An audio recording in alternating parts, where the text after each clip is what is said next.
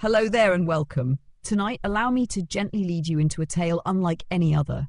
A tale nestled in the warm sands of time, where history hums softly like a lullaby and ancient whispers drift through corridors of golden stone.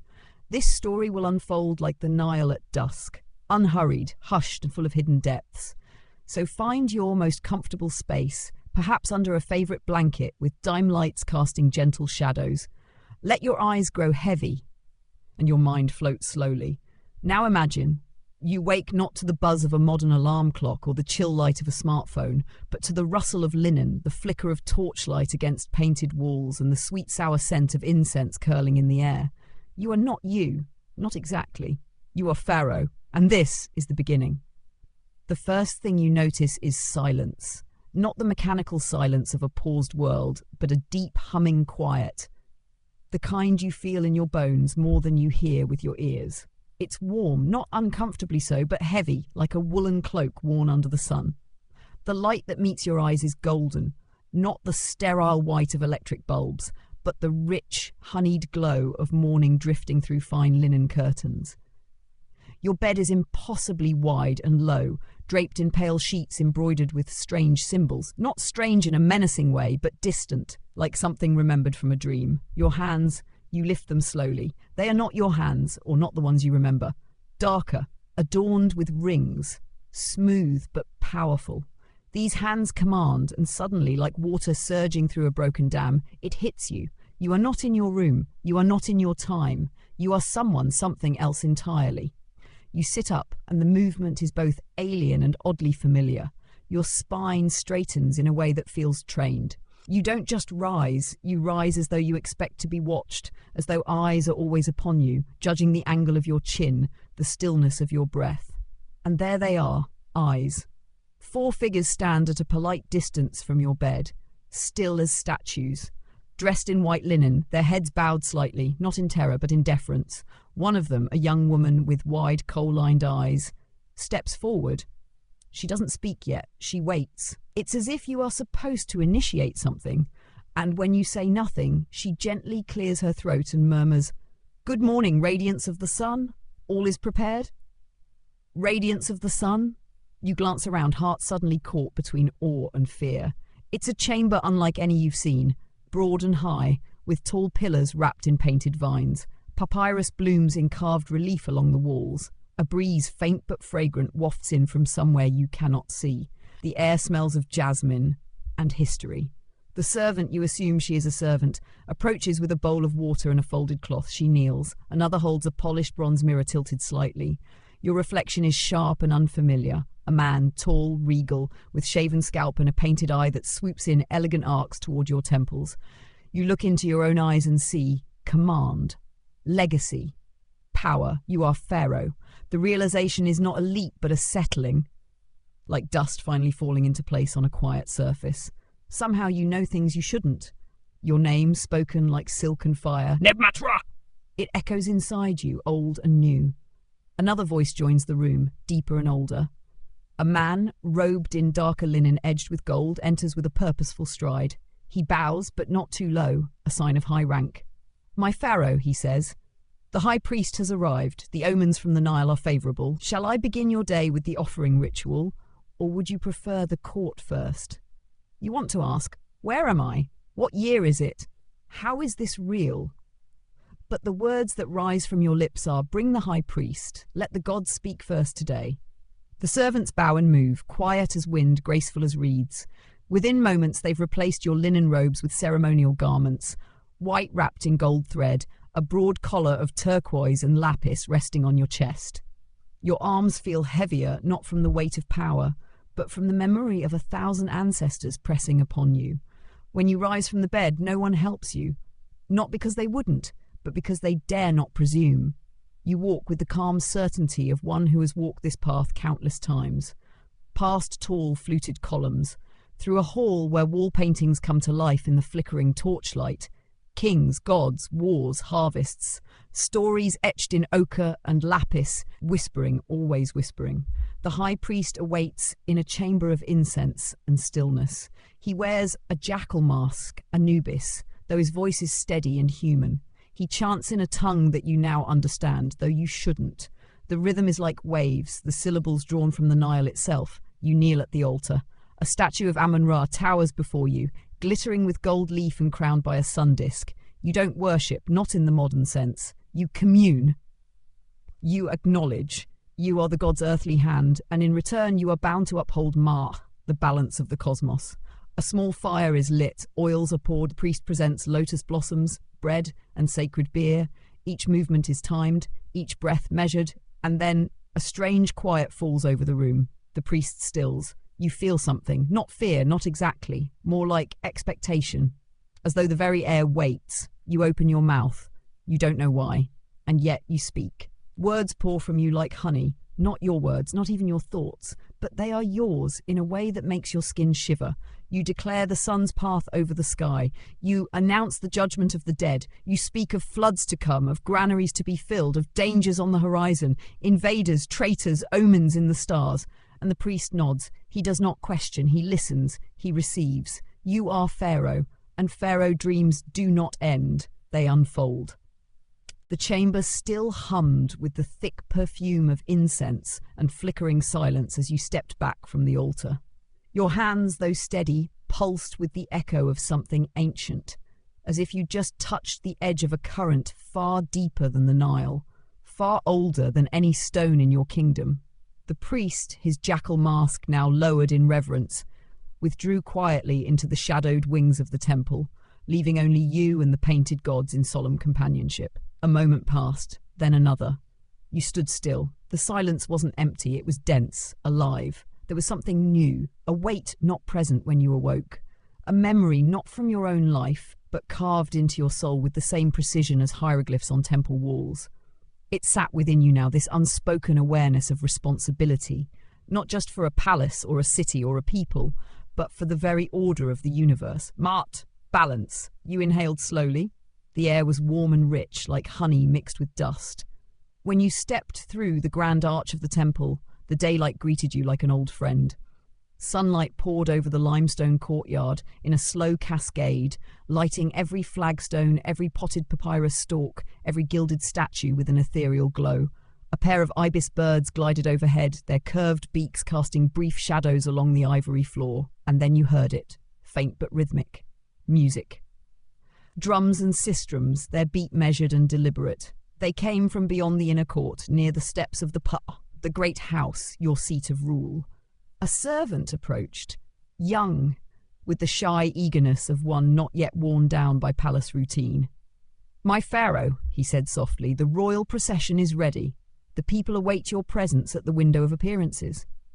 You nodded, not because you fully understood, but because you were beginning to remember how this world worked.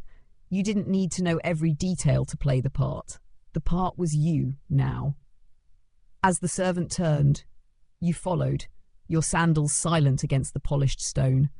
You passed through pillared corridors where sunlight filtered through high slats, painting geometric patterns on the floor, walls whispered with scenes of conquest and peace, painted gods offering ankhs to pharaohs, royal barks slicing through sacred waters, farmers sowing grain under the gaze of watchful stars. You recognized faces you did not know, names you had never learned, yet they felt like family, or predecessors, or both. Two guards, each clad in bronze breastplates and leopard skin sashes, pushed open a pair of tall cedar doors. Beyond them lay the throne hall, grand and echoing. Here, the ceiling soared higher than any cathedral you'd known, its deep blue surface speckled with golden stars. Thick papyrus columns framed the space like the trunks of a sacred forest. And at its heart, your throne. It was no simple chair. Carved from dark ebony and inlaid with turquoise and gold, it stood on a raised dais flanked by lion heads. The backrest depicted Horus, falcon-headed, wings spread, lifting you toward the sun. A ceremonial crook and flail rested on either side, gleaming like coiled serpents in the morning light. You approached, your steps careful, the hush of the hall broken only by the faint rustle of linen and the distant murmur of crowds gathering beyond the palace walls. As you ascended the dais, a scribe stepped forward. Older, robed in fine white, his fingers stained with ink, he held a scroll, papyrus, fresh and coiled tight, and he bowed low before offering it. "My Pharaoh," he intoned, These are the petitions of the morning court. The governor of Waset brings news of grain surplus. The high architect requests audience on the pyramid expansion, and the priests of Bastet, he paused. They ask for an increase in offerings before the next lunar cycle. You listened, not because you had answers, not yet, but because that was your role. You listen. The Pharaoh does not speak first. He receives, weighs, and only then commands.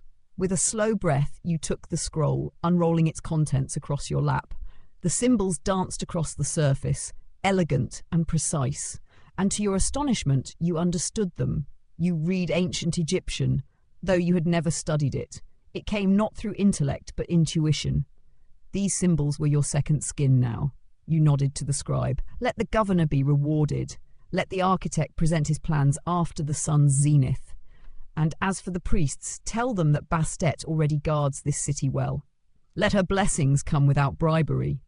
The scribe bowed, his face unreadable, but you caught the flicker of approval in his eyes before he turned and disappeared into a side passage. Then came the sound again, music, louder now. The sistrum's soft metallic shake and the pulse of drums, slow and sacred. A pair of eunuchs approached, lifting the curtain that separated the throne hall from the window of appearances. This was it, your first moment before the people. You rose. The air behind the curtain shimmered with heat and excitement. A breath passed, long and steady, before the fabric was drawn away. Light flooded in, brilliant and golden, as you stepped forward onto the balcony carved from sandstone. Below, a sea of faces filled the courtyard.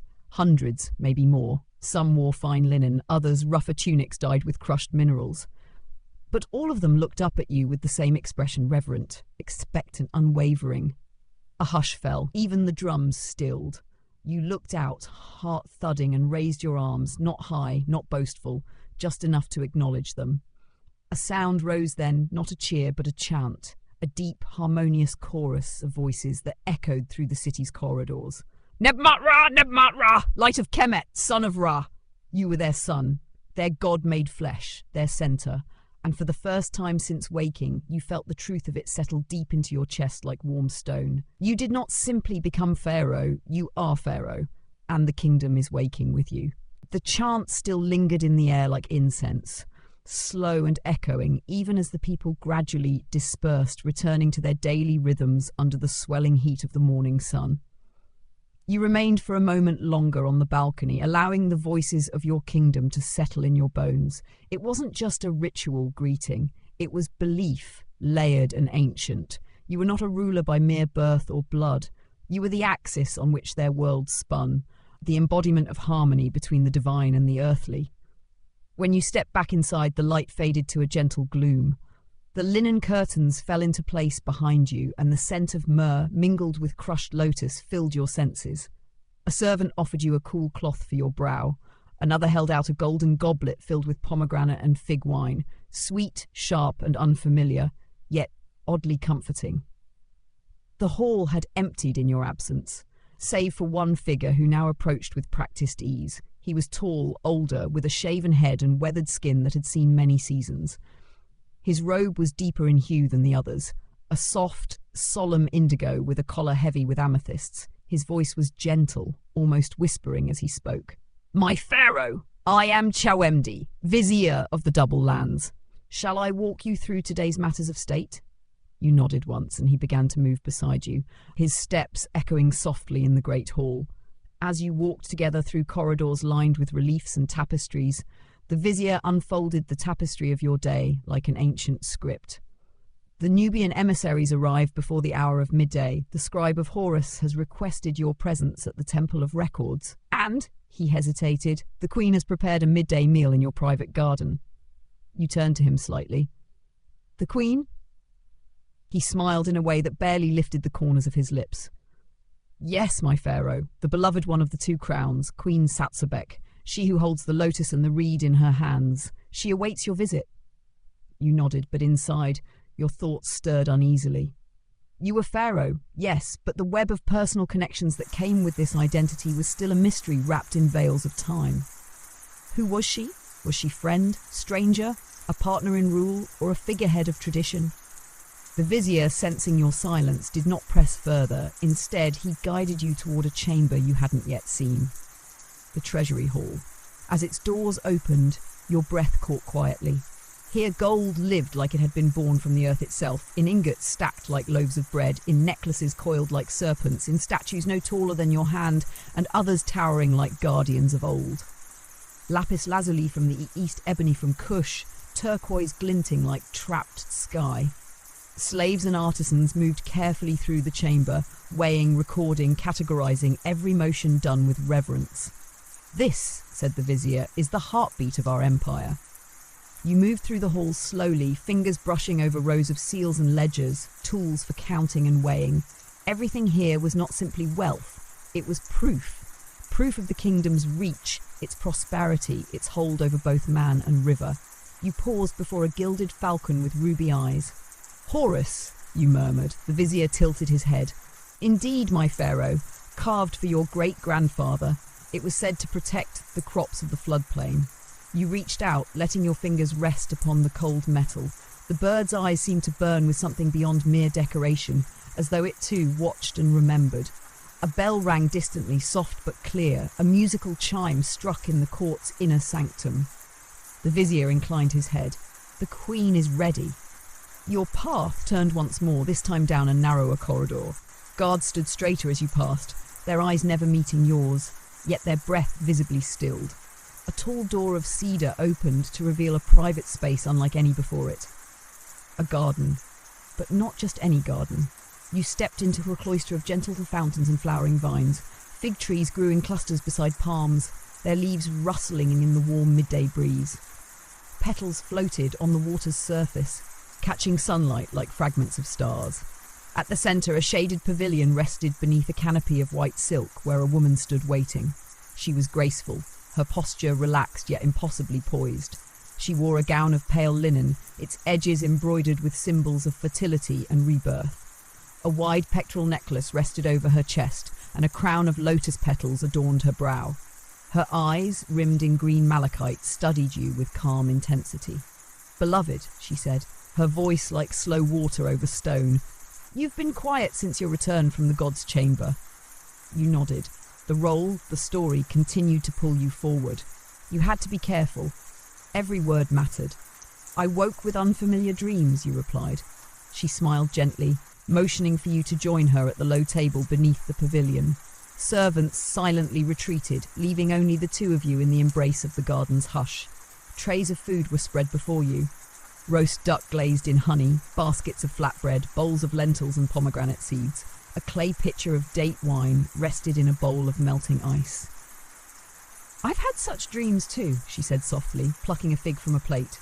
"In them you walk in two worlds, one of stone, one of glass, one full of stars, the other of voices trapped in tiny boxes. You speak a strange tongue in one, and yet the people still chant your name." You froze, the fruit in your hand untouched. She looked up at you, her gaze suddenly sharper. "You remember nothing of our last night together." You lowered the fig slowly, not clearly. A beat passed. Then, as if the air itself sighed, she smiled again, not unkindly.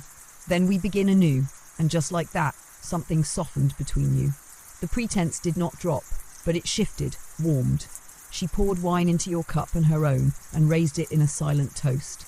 "To the dream," she whispered. You drank. The taste was sweet, smoky. It spread through your chest with a strange heat, and the world once again tilted slightly. The garden seemed to ripple. The past, or was it the present, shimmered like the surface of a mirage. She reached for your hand and placed it gently atop hers. "Wherever your mind walks," she said, "your heart remains here." And for the first time since waking in this ancient life, you felt a tremor of something you hadn't expected. Not fear, not awe, but the beginning of something dangerously close to love. The sun began its slow descent as you lingered in the Queen's garden, the shadows lengthening across the mosaic tiles beneath your feet. The meal had passed like a dream. Slow bites, warm laughter, the quiet clink of goblets, and the subtle music of a breeze threading through fig trees. Time unravelled gently here, not in minutes or hours, but in moments marked by soft glances and words carefully weighed.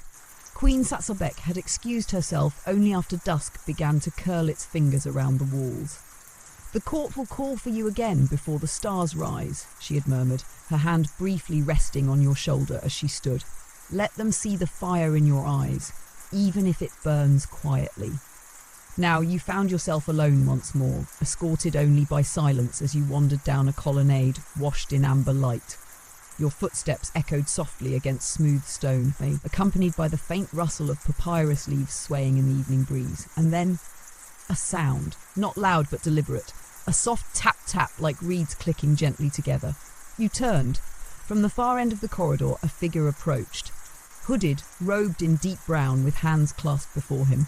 A servant? A priest? You couldn't tell. The guards stationed along the colonnade did not stop him. When the figure drew near, he lifted his hood. Beneath it was a man of indeterminate age. His face was both young and old, a paradox in flesh. His skin was smooth, but his eyes were deep, sunken, rimmed with time. "My Pharaoh," he said with a voice like rustling papyrus. "The stars request your presence." You blinked. "The stars?" He bowed slightly. "The astronomers of the House of the Sky await. The time of Sothis draws near." Something stirred in you, a memory not of this life but of long nights staring at glowing pixels, at maps of constellations and satellite paths. Sothis, the star you knew as Sirius, herald of the Nile's rise, harbinger of renewal. You nodded, and the man turned, his robe whispering as he walked. You followed him through narrow halls, past servants lighting oil lamps in brass sconces, past storerooms stacked with scrolls and amphorae sealed with wax. Eventually you emerged into the open air once more. A staircase led upward, cut into a high wall. At the top, the palace observatory waited, ringed with low stone rails and aligned with the cardinal points. The man stepped aside. "They will speak only to you," he said, and disappeared into the dark. You were alone. Or so you thought. As you stepped into the circle of the observatory, you saw them. 3 figures in white, kneeling beside polished stone tablets. One was drawing a curve in the dust with a bronze stylus. Another muttered incantations to herself, eyes trained on the horizon. The third stood when he heard your approach. He was tall and slender, with a face like fine parchment, weathered, delicate, stretched by long hours of watching stars. "My Pharaoh," he said without bowing, "you arrive at a sacred convergence." He gestured to the night sky above. You looked up and gasped. The sky in Egypt was not like the one you had known. Here it stretched endless and clear, a perfect dome of indigo speckled with starlight. And at its heart, rising just above the eastern edge, was Sothis, bright blue-white, shimmering with a silent promise. The astronomer extended a thin arm toward it. "There she is, Sothis, she who returns, she who wakes the river." You watched in silence. He continued. "Tonight she aligns with Sa, the soul of Osiris. When this happens, the Nile will rise within days, the flood begins, and with it, your blessing." You turned to him. "My blessing?" "Yes," he said solemnly. "The Pharaoh must speak to the river, must anoint the water, must offer words to open its veins. Without your voice, the flood remains, unguided." He approached slowly, and from within his robe he produced a scroll. It was sealed with wax stamped in the shape of a crocodile. "Sobek, god of the river. This," the astronomer whispered, "is the rite of invocation, passed from the mouths of kings to the mouths of gods. Only Pharaoh may utter it under Sothis' rise." He handed it to you without ceremony. The parchment was dry and warm in your hand. You looked down at it, symbols etched in red and black ink. Some you recognized, others seemed to shimmer, to rearrange themselves even as you tried to focus. "What if I say it wrong?" you asked quietly. The astronomer smiled. "If you are Pharaoh, you cannot say it wrong." And then he returned to his stone tablet, and said nothing more. You stood alone under the stars for a long time. The rite weighed heavy in your hand. You watched as Sothis climbed higher, casting her light upon the land. Beneath you the city slept, its rooftops glowing softly, its streets dark but calm. In the distance you thought you saw the Nile, a long, dark serpent curling under the moon. A wind rose, soft and warm. It tugged at your robe, caressed your face, whispered against your ears. You closed your eyes and spoke. The words poured out not from memory but from somewhere deeper. A wellspring untouched by logic, guided only by rhythm and instinct. Your voice rose and fell with the cadence of the stars. The language was older than empire, older than dust. It flowed through you, across the stones, into the sky. When the last syllable left your lips, the wind stopped. the world went still. And in that silence you felt it, a shift, not in the air or in the stone beneath your feet, but in the pulse of the earth itself. A promise made, a covenant renewed, a king's voice answered by a god's breath. You opened your eyes. Sothis shone brighter than ever. The horizon glowed faintly with the first hint of moonrise. You turned and descended the steps in silence, the scroll still warm in your hand. The astronomers did not follow. They had heard, and the river, now awakened, would rise. The palace was quiet when you returned, the kind of silence that settles after a ritual. Not empty, but full of something unseen, something waiting. The stars above the colonnades shimmered like whispered secrets, and each torch along the walls flickered in rhythm with your footsteps, casting long shadows that danced behind you as if reluctant to let you walk ahead alone. You held the scroll with both hands now, as though it were not just parchment but a living thing. The rite of invocation had left something within you, a resonance that had not yet faded. Your chest hummed softly like a bell still ringing long after the chime. Each breath you took felt deeper, each heartbeat slower. A guard bowed as you passed but said nothing. Another corridor, another chamber. The palace had become a labyrinth, not confusing but eternal. Each hallway led to another chapter, another memory you hadn't lived but seemed to remember. You were not walking through a building, you were walking through history. As you entered the next chamber, you recognized it, not from sight but from the smell. Papyrus, ink, dry wax, dust filtered through stone latticework.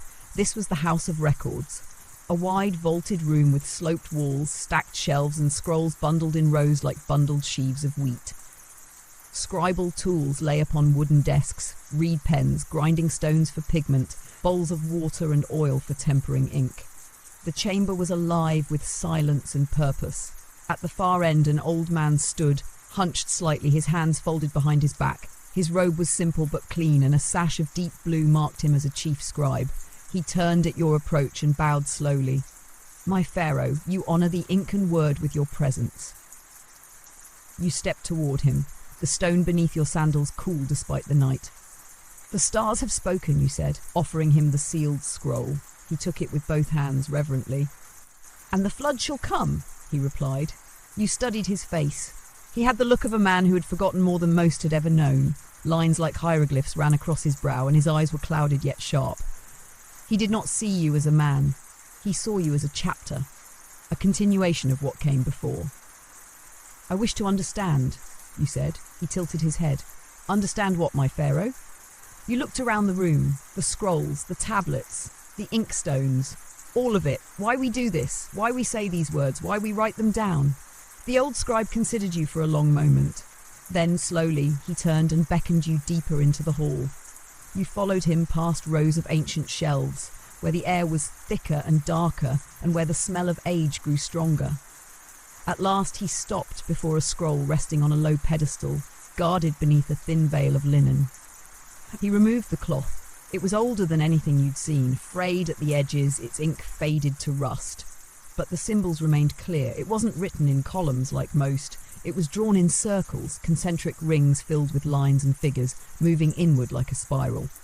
"This," the scribe said softly, "is the record of pharaohs. Every reign, every flood, every great war, famine and blessing, all kept in this scroll. A living memory."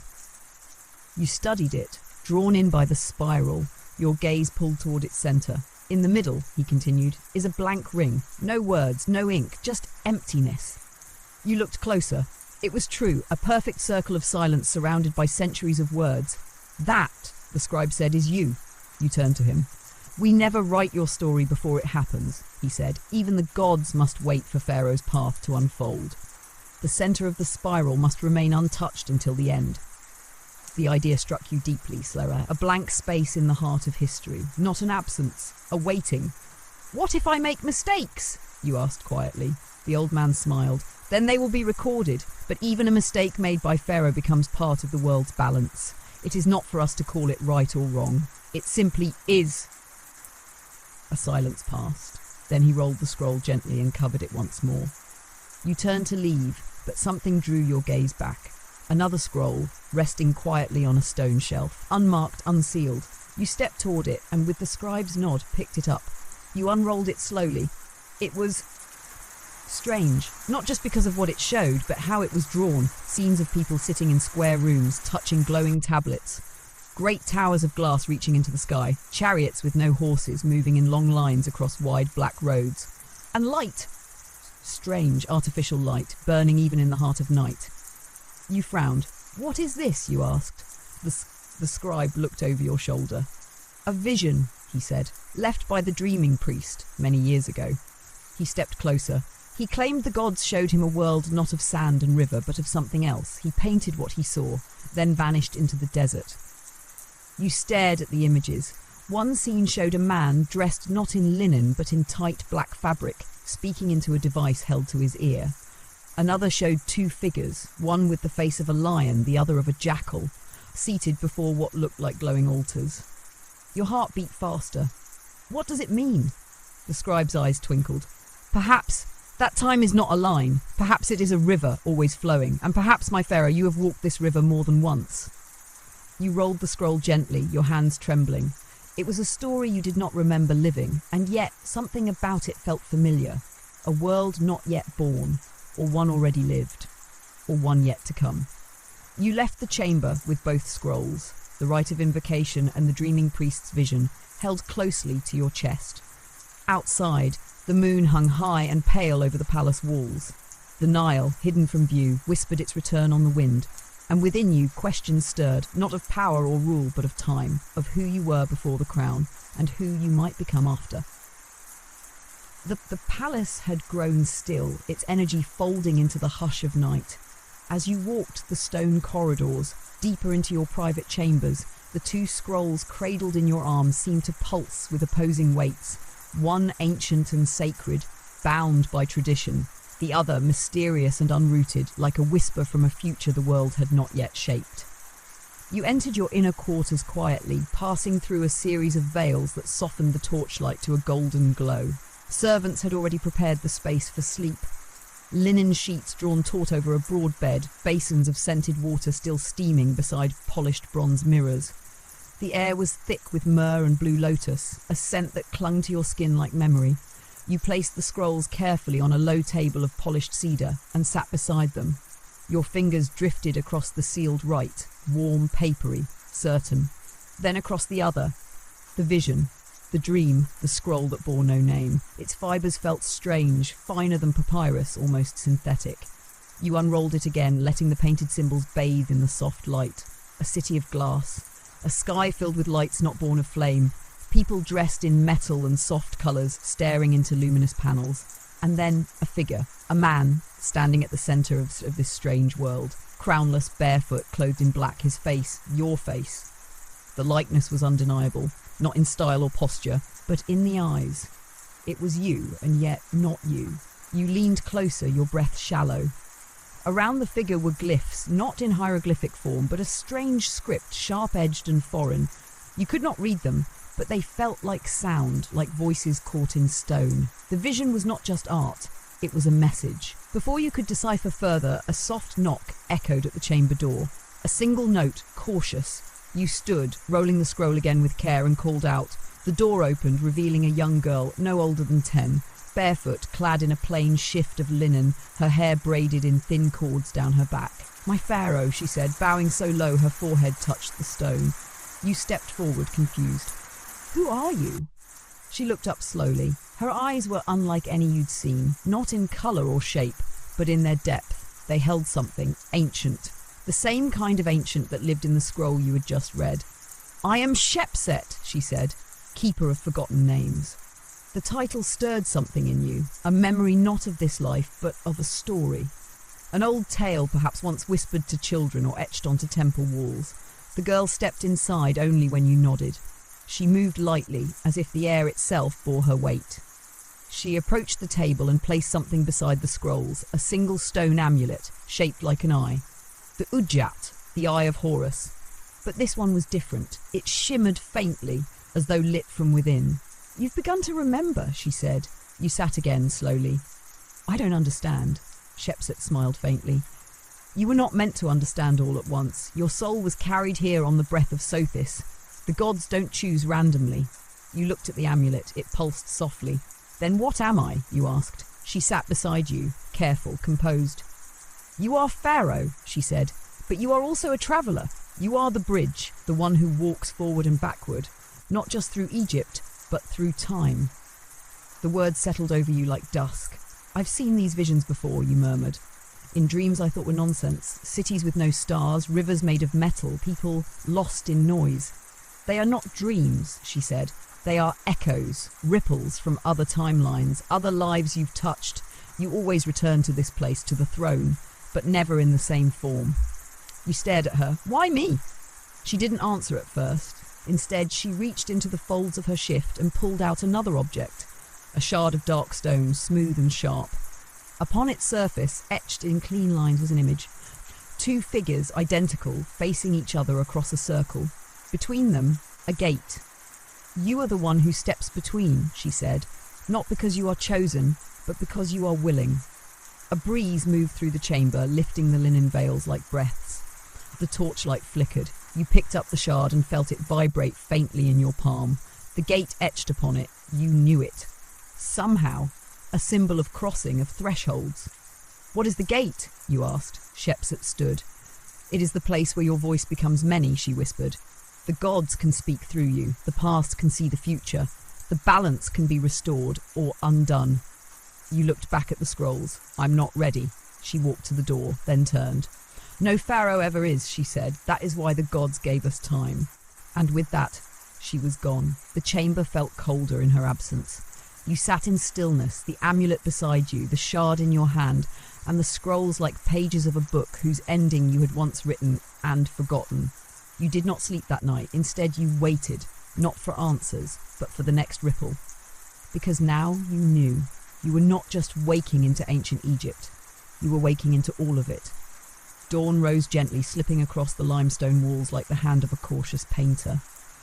The palace, so quiet only hours ago, began to stretch and stir, its breath returning through the rustle of servants, the clink of jars, and the muffled sound of sandals brushing against stone floors. But within your chamber, the world remained still.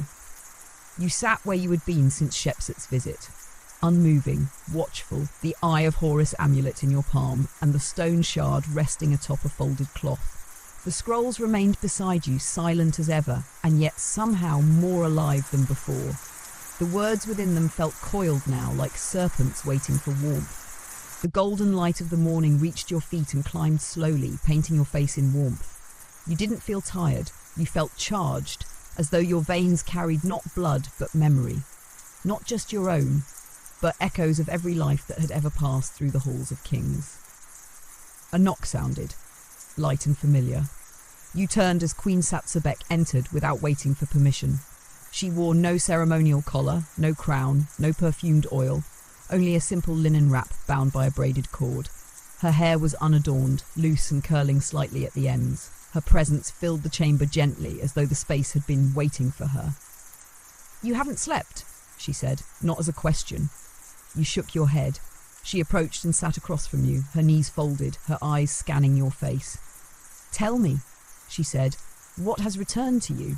You hesitated, not because you feared her, but because, perhaps for the first time, you wanted to say things not as Pharaoh, but as someone else, someone softer. You looked down at the amulet, then met her gaze. I think I've lived other lives. I think I've seen things, places where this world is only a shadow. Cities of light and steel, people walking without sand beneath their feet, speaking through boxes, watching the sky from behind glass. She did not flinch, she did not scoff. Instead, she reached out and gently touched your hand. Yes, she whispered, you have. You stared at her. You knew? She nodded. Only a little. The gods do not speak to all of us in the same way, but I've seen what you describe. In dreams, in trance. Once I stood beneath a tree of metal and watched stars fall from its branches. Once I heard a voice from the river call me by a name I have never known in this life. You let the silence grow between you, soft and thick. I don't understand why I've come back, you said. Why now? Why like this? She brushed her fingers along the smooth edge of the stone shard. Because the cycle is breaking, she said quietly, and something must bridge the pieces. You frowned. What cycle? She took a breath. There is a pattern that governs our world, she said. flood and drought, planting and harvest, rain and fall. Even time has rhythm, a pulse that repeats. Egypt rises, Egypt falls, 1,000 times over, and in each version a pharaoh must carry the weight of the order. You looked into her eyes. But this version is different? She nodded. Something has shifted. The dreams are becoming clearer. The walls between time are thinning. And you did not simply return. You were summoned. A chill ran through you. By whom? She seemed to sense the question unspoken. The gods? You asked. But she shook her head. Not only. You waited, breath held. There are forces older than the gods, she whispered. Older than names. They watch not just from the sky or the river, but from the spaces between moments, and sometimes they ask to be remembered. She reached into the folds of her robe and pulled out something wrapped in linen. Slowly, she unwrapped it to reveal a small disc of polished obsidian, etched with a spiral that matched the one you had seen in the House of Records. She placed it beside the shard and the amulet. Together, the three objects seemed to form a pattern, a triad of shapes that resonated with one another, as if each had been waiting to be reunited. 3 pieces, she said. 3 symbols.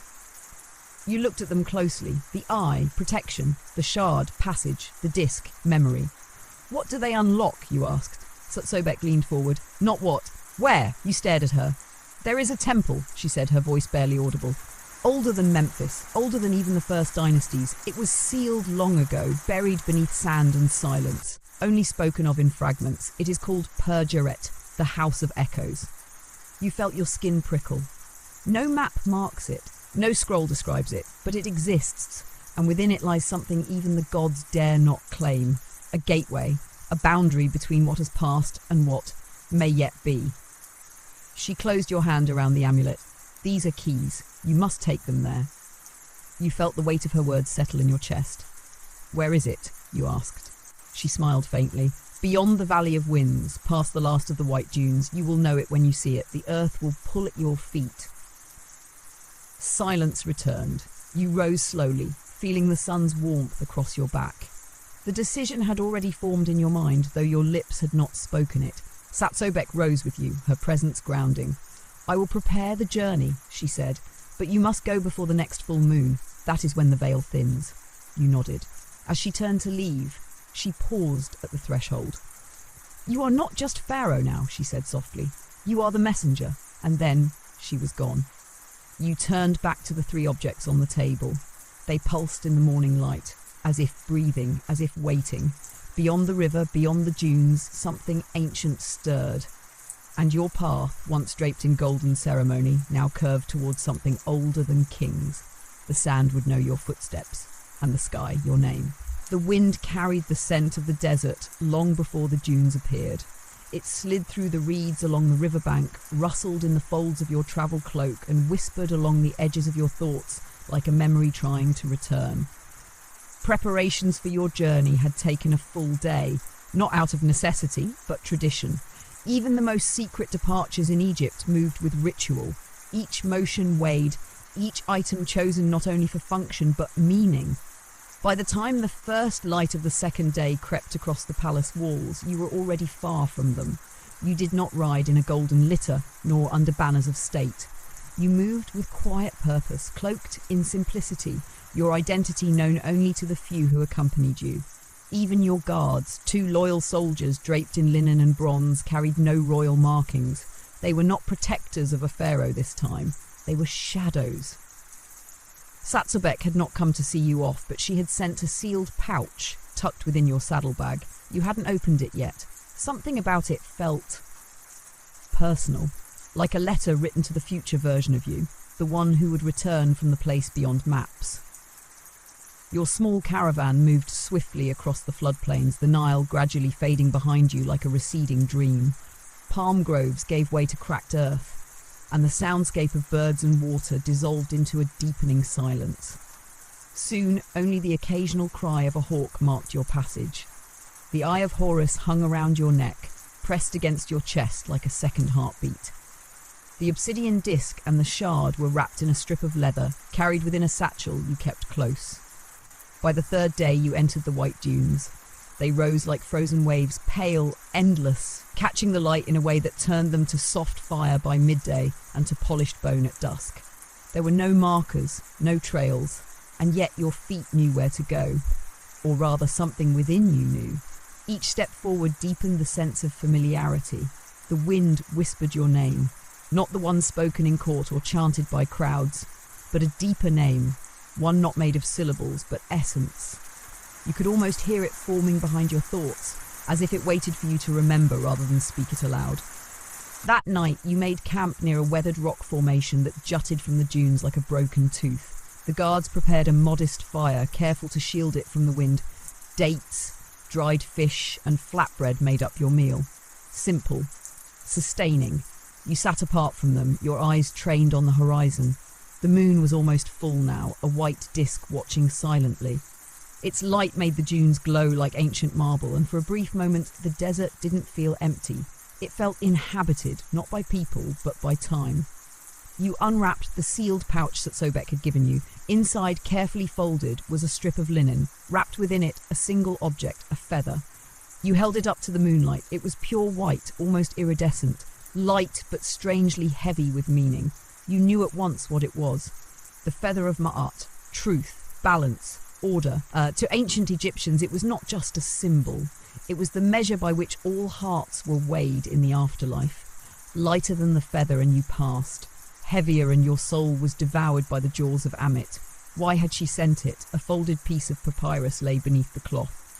You opened it slowly. The handwriting was hers, bold, slanted, graceful. Should your path take you beyond what is written, carry this. Let it remind you of what must remain, even when nothing else does. If you must forget all else, remember balance. You read it twice, then a third time. Then you tucked the feather into your robe, close to your heart, and stared out at the moonlit sand until your eyes grew heavy. Sleep came without dreams. When you woke, the dunes had shifted, not in a dramatic way.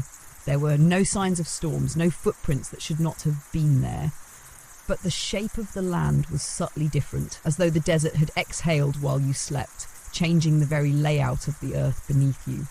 And yet, you knew where to go. You broke camp in silence. No commands needed. Even your guards had begun to speak less, as though the silence of the place had pressed itself upon their thoughts. By midday, the dunes began to flatten. The white gave way to stone, not loose rock, but long stretches of hardened ancient ground scored with lines and cracks. And then, without fanfare, you saw it. The earth rose ahead of you into a shallow plateau, crowned by a half-buried structure, not a temple as most would imagine, but something older, lower. A dome-like mound of smoothed stone, partly obscured by time. No pillars, no statues, no inscriptions visible from afar. It did not look sacred, but you felt it. The air changed as you approached, heavier yet more still, a charged quiet like the pause before a storm. The structure seemed to sink deeper into the earth the closer you got, until it resembled less a building and more an eyelid, half shut, waiting to open. You signalled for the guards to stay behind. They did not argue. You stepped toward the entrance, a narrow slit, no wider than your shoulders, barely visible unless the light struck it just right. You reached out and placed your hand against the stone, warm, not from the sun, from within. You removed the three relics, the eye, the shard, and the disc, and held them together. As if summoned, the slit opened with a slow groan, stone grinding against stone. A passage revealed itself, sloping down into darkness. You stepped inside. The light faded behind you, and the desert swallowed your trail. The stone closed behind you with a low, grinding sigh, like the final breath of something ancient being drawn inward once more. Darkness enveloped you, not a simple absence of light, but a deep, pressing blackness, thick, almost tangible. Your fingers tightened instinctively around the satchel that held the three relics, your breath the only sound echoing off the walls of the narrow passage. There were no torches, no guiding flames, and yet your feet moved forward. The floor beneath you was smooth, not worn like the steps of temples or the courtyards of palaces. It had not been touched by time in the way other places had. It felt untouched, preserved, as though the very air here had never been stirred until now. Then, faintly, a glow, at first barely noticeable. But as you walked, the walls began to emit a soft luminescence, not from torches or lamps, but from the stone itself. Thin, veined lines of light traced the edges of the passage, pulsing gently like veins beneath skin. Gold and violet flickers shimmered within the grooves, lighting your way forward in a rhythm that almost felt like breath. The tunnel opened into a chamber. It was circular, perfectly so, with a high ceiling that arched like a dome. The walls were covered in symbols, not carved but glowing. They pulsed with soft light, their forms shifting subtly as you watched. You recognized some: the Eye of Ra, the Ankh, the Scarab, but others were unfamiliar. Angular, precise, glyphs that did not belong to any language you had ever known. And at the center of the chamber, a pedestal, low, unadorned, carved from the same smooth stone as the floor. Upon it, a circular indentation, as though awaiting something. You stepped forward and placed the obsidian disc gently into the hollow. The room changed, not visually at first, but the atmosphere thickened. The air pressed closer to your skin, humming softly. Then the symbols on the walls flared, casting a warm glow that bathed the chamber in amber light. A voice, low and layered, rose from the air itself, not spoken aloud, not heard in the usual sense. It was a vibration inside your chest, a resonance that curled through your bones and stirred the hairs along your arms. Bear of memory, you have come! You stood still, heart thrumming. The light dimmed and the walls shifted, rotating silently, as though the chamber itself had become a wheel. The glowing symbols rearranged, forming concentric circles that spun slowly around you. You walk with the past, but you carry the future. You opened your mouth to speak, but no sound emerged. The voice continued, soft and patient. 3 keys, 3 truths. To cross the gate, you must return what was taken, reclaim what was lost, accept what must be forgotten. You reached into your satchel and drew the shard. Black, smooth, etched with the gate and its mirrored figures. You placed it beside the disc. Another pulse of light surged outward, washing over the walls. A seam appeared on the far side of the chamber, vertical and narrow, running from floor to ceiling. It glowed blue-white, like lightning frozen in place. You approached slowly. The seam began to widen. Stone pulled apart with no sound, revealing another passage beyond, narrow and steep, descending deeper.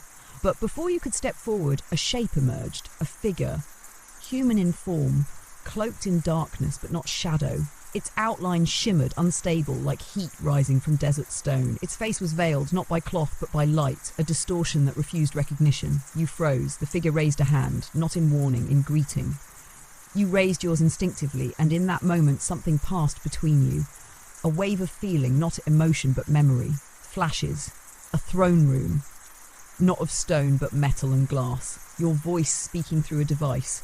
A world where sand had been replaced with concrete. A figure looking back at you in a reflective surface, your face but not your eyes. A heartbeat. A silence. A question. Which life is the dream? Then it was gone. The figure stepped aside. The passage waited. You turned back one last time and looked at the glowing chamber. The disc and shard remained on the pedestal, humming softly. Only one relic remained. The eye. You drew it out from under your robe and held it tightly in your palm. Then, without speaking, you stepped into the passage. It descended sharply, the air cooler now, drier. The light here was not from the walls, but from your own footsteps. Each time your foot touched stone, the ground shimmered briefly beneath it. You descended for a long time. There were no markers, no voices. Only the rhythmic echo of your breath and the strange comfort of the eye's warmth against your chest. Then the stairs ended, and before you stretched a wide hall, vast, echoing with no visible ceiling. The floor beneath you was black glass, mirroring your every movement. The walls were lined with stone tablets, each encased in a faint glow, suspended a few inches off the ground. They hummed quietly, like sleeping thoughts. You approached one. It bore your name. Not Nebmat Ra! Your true name, the one you had not spoken in many lifetimes, the one you had forgotten when you became Pharaoh. Beneath it an inscription. All that you were, all that you are, all that you may yet be. You stepped back slowly. Every tablet in this room was a life. Every tablet was you. You had not merely returned to an ancient temple. You had walked into the archive of your soul. The chamber breathed around you. It was not a metaphor. The very air pulsed gently, as though the walls themselves were alive, not with heartbeats but with memory. The suspended tablets that lined the vast darkened hall drifted imperceptibly in place, each humming with a resonance just beneath the edge of hearing. It wasn't sound, not exactly, it was feeling, emotion rendered into vibration. You stood still. Above you, the ceiling remained unseen, a void of infinite height. Beneath you, the floor of black glass continued to reflect every step, every turn of your head with unsettling clarity. It was not just a mirror, it was a witness. You took a breath and stepped toward the nearest tablet again, the one bearing your name. Not your royal name, the title that had echoed in marble halls and across riverbanks. This one was different, simpler, shorter, a name from another time, another existence, one you hadn't spoken aloud in what felt like centuries. You reached out and the tablet responded, not with words, with memory. It began to glow more brightly as you drew closer, and then in a slow swirl of light and dust, it unfolded. Images spilled forth, not projected on walls or into the air, but directly into you. You saw your hands, younger and thinner, typing across a luminous keyboard. You saw windows of information open on glowing screens. You saw a desk, cluttered, surrounded by cold white walls and soft blue lights. The silence of that place was different from the temple. It was sterile, isolated. You felt it all return. The hum of machines, the soft pressure of earbuds, the flickering glow of cities through high-rise windows, the late hours, the longing, your other life, the one before this one.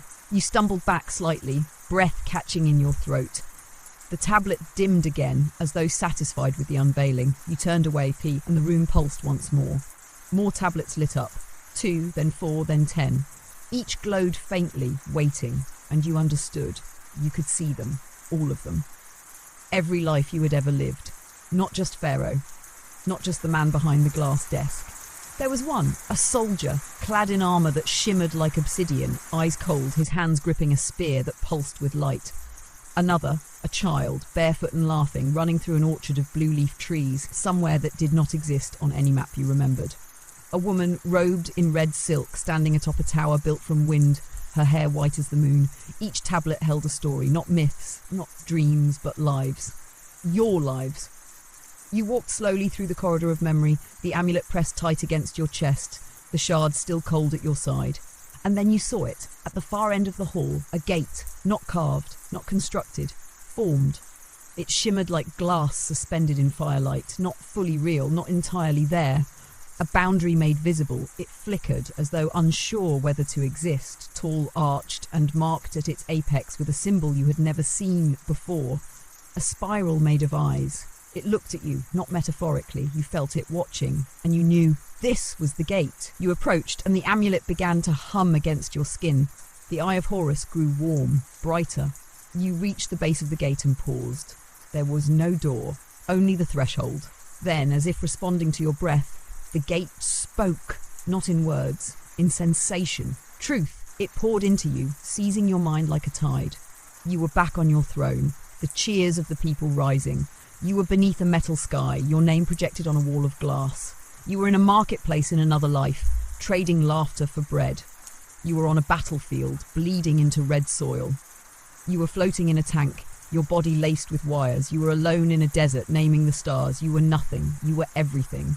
And then, silence. You staggered, catching yourself. The gate was still pulsing. You understood now. This was not a door to somewhere. It was a door to all places, a convergence, a membrane between timelines, between lives, a point where the soul could slip forward or backward if it had the keys. You unwrapped the final relic, the eye. You held it before you, and the gate's pulse grew stronger. Light pooled beneath it, wrapping around your feet. It pulled upward like water inverted. Then a whisper, not from the gate, not from the room, from within. A voice you had not heard in what felt like eternity, your own. But not the one you spoke with now. A younger version, tired, curious, longing. If you could start again, would you? The question echoed through your chest. You looked down at the eye. Its surface had begun to change. Reflections danced across it, not of the room, but of possibilities. Cities you had never walked, faces you had never kissed, children you had never held, graves you had never mourned, all of it a life unchosen. You stepped forward, the light rose, the gate began to open, and behind it, not darkness, not light, something else. A horizon shaped by your own breath, a world waiting to be remembered, a choice waiting to be made. You took one final breath, not as Pharaoh, not as king, not even as a man, but as the totality of all that you had ever been, and you stepped through. The sensation was unlike anything you had ever known. Crossing the threshold of the gate did not feel like walking. It felt like being unwritten, peeled gently from the parchment of time and redrawn in ink made of memory and wind. There was no sense of falling, no rush of air or light, only layers unfolding within you, like doors opening not in space but in self. And then, stillness. You found yourself standing, though you had no memory of placing your feet. There was ground beneath you, but it was not stone or sand. It was something softer, smooth, cool, yielding, like the surface of a calm lake frozen in place, not in temperature but in form. The sky above was deep grey, not stormy, not calm, just infinite, like an ocean of dusk hung overhead. You turned slowly. The gate behind you was gone. In its place stood a monolith, tall, seamless, darker than anything around it. It did not reflect like light nor absorb it. It simply was, and carved upon it, or perhaps growing from within it, the symbol of the spiral of eyes. You reached for it, but your hand passed through, as though the monolith existed only partially in this world. You stepped back, and it was then you saw the others. Figures, distant at first, then closer. They stood in a wide circle around you, not approaching, not speaking, just being. Some were cloaked in robes, others wore garments that flickered between styles, colours and textures. One wore a suit of reflective metal that bent the horizon around it. Another was barefoot and wrapped in threads of light. Their faces shimmered, not obscured, but impossible to hold in focus. Looking at them was like trying to remember a dream you had not yet dreamed. One stepped forward. They were taller than you, with a posture that spoke of ancient weight. In their hands, they carried a staff made of bone and something translucent like frozen time.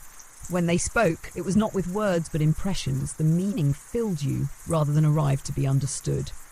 You have crossed the boundary, you were the echo returned. You opened your mouth to reply and found that language returned to you like breath. Where am I? A pause.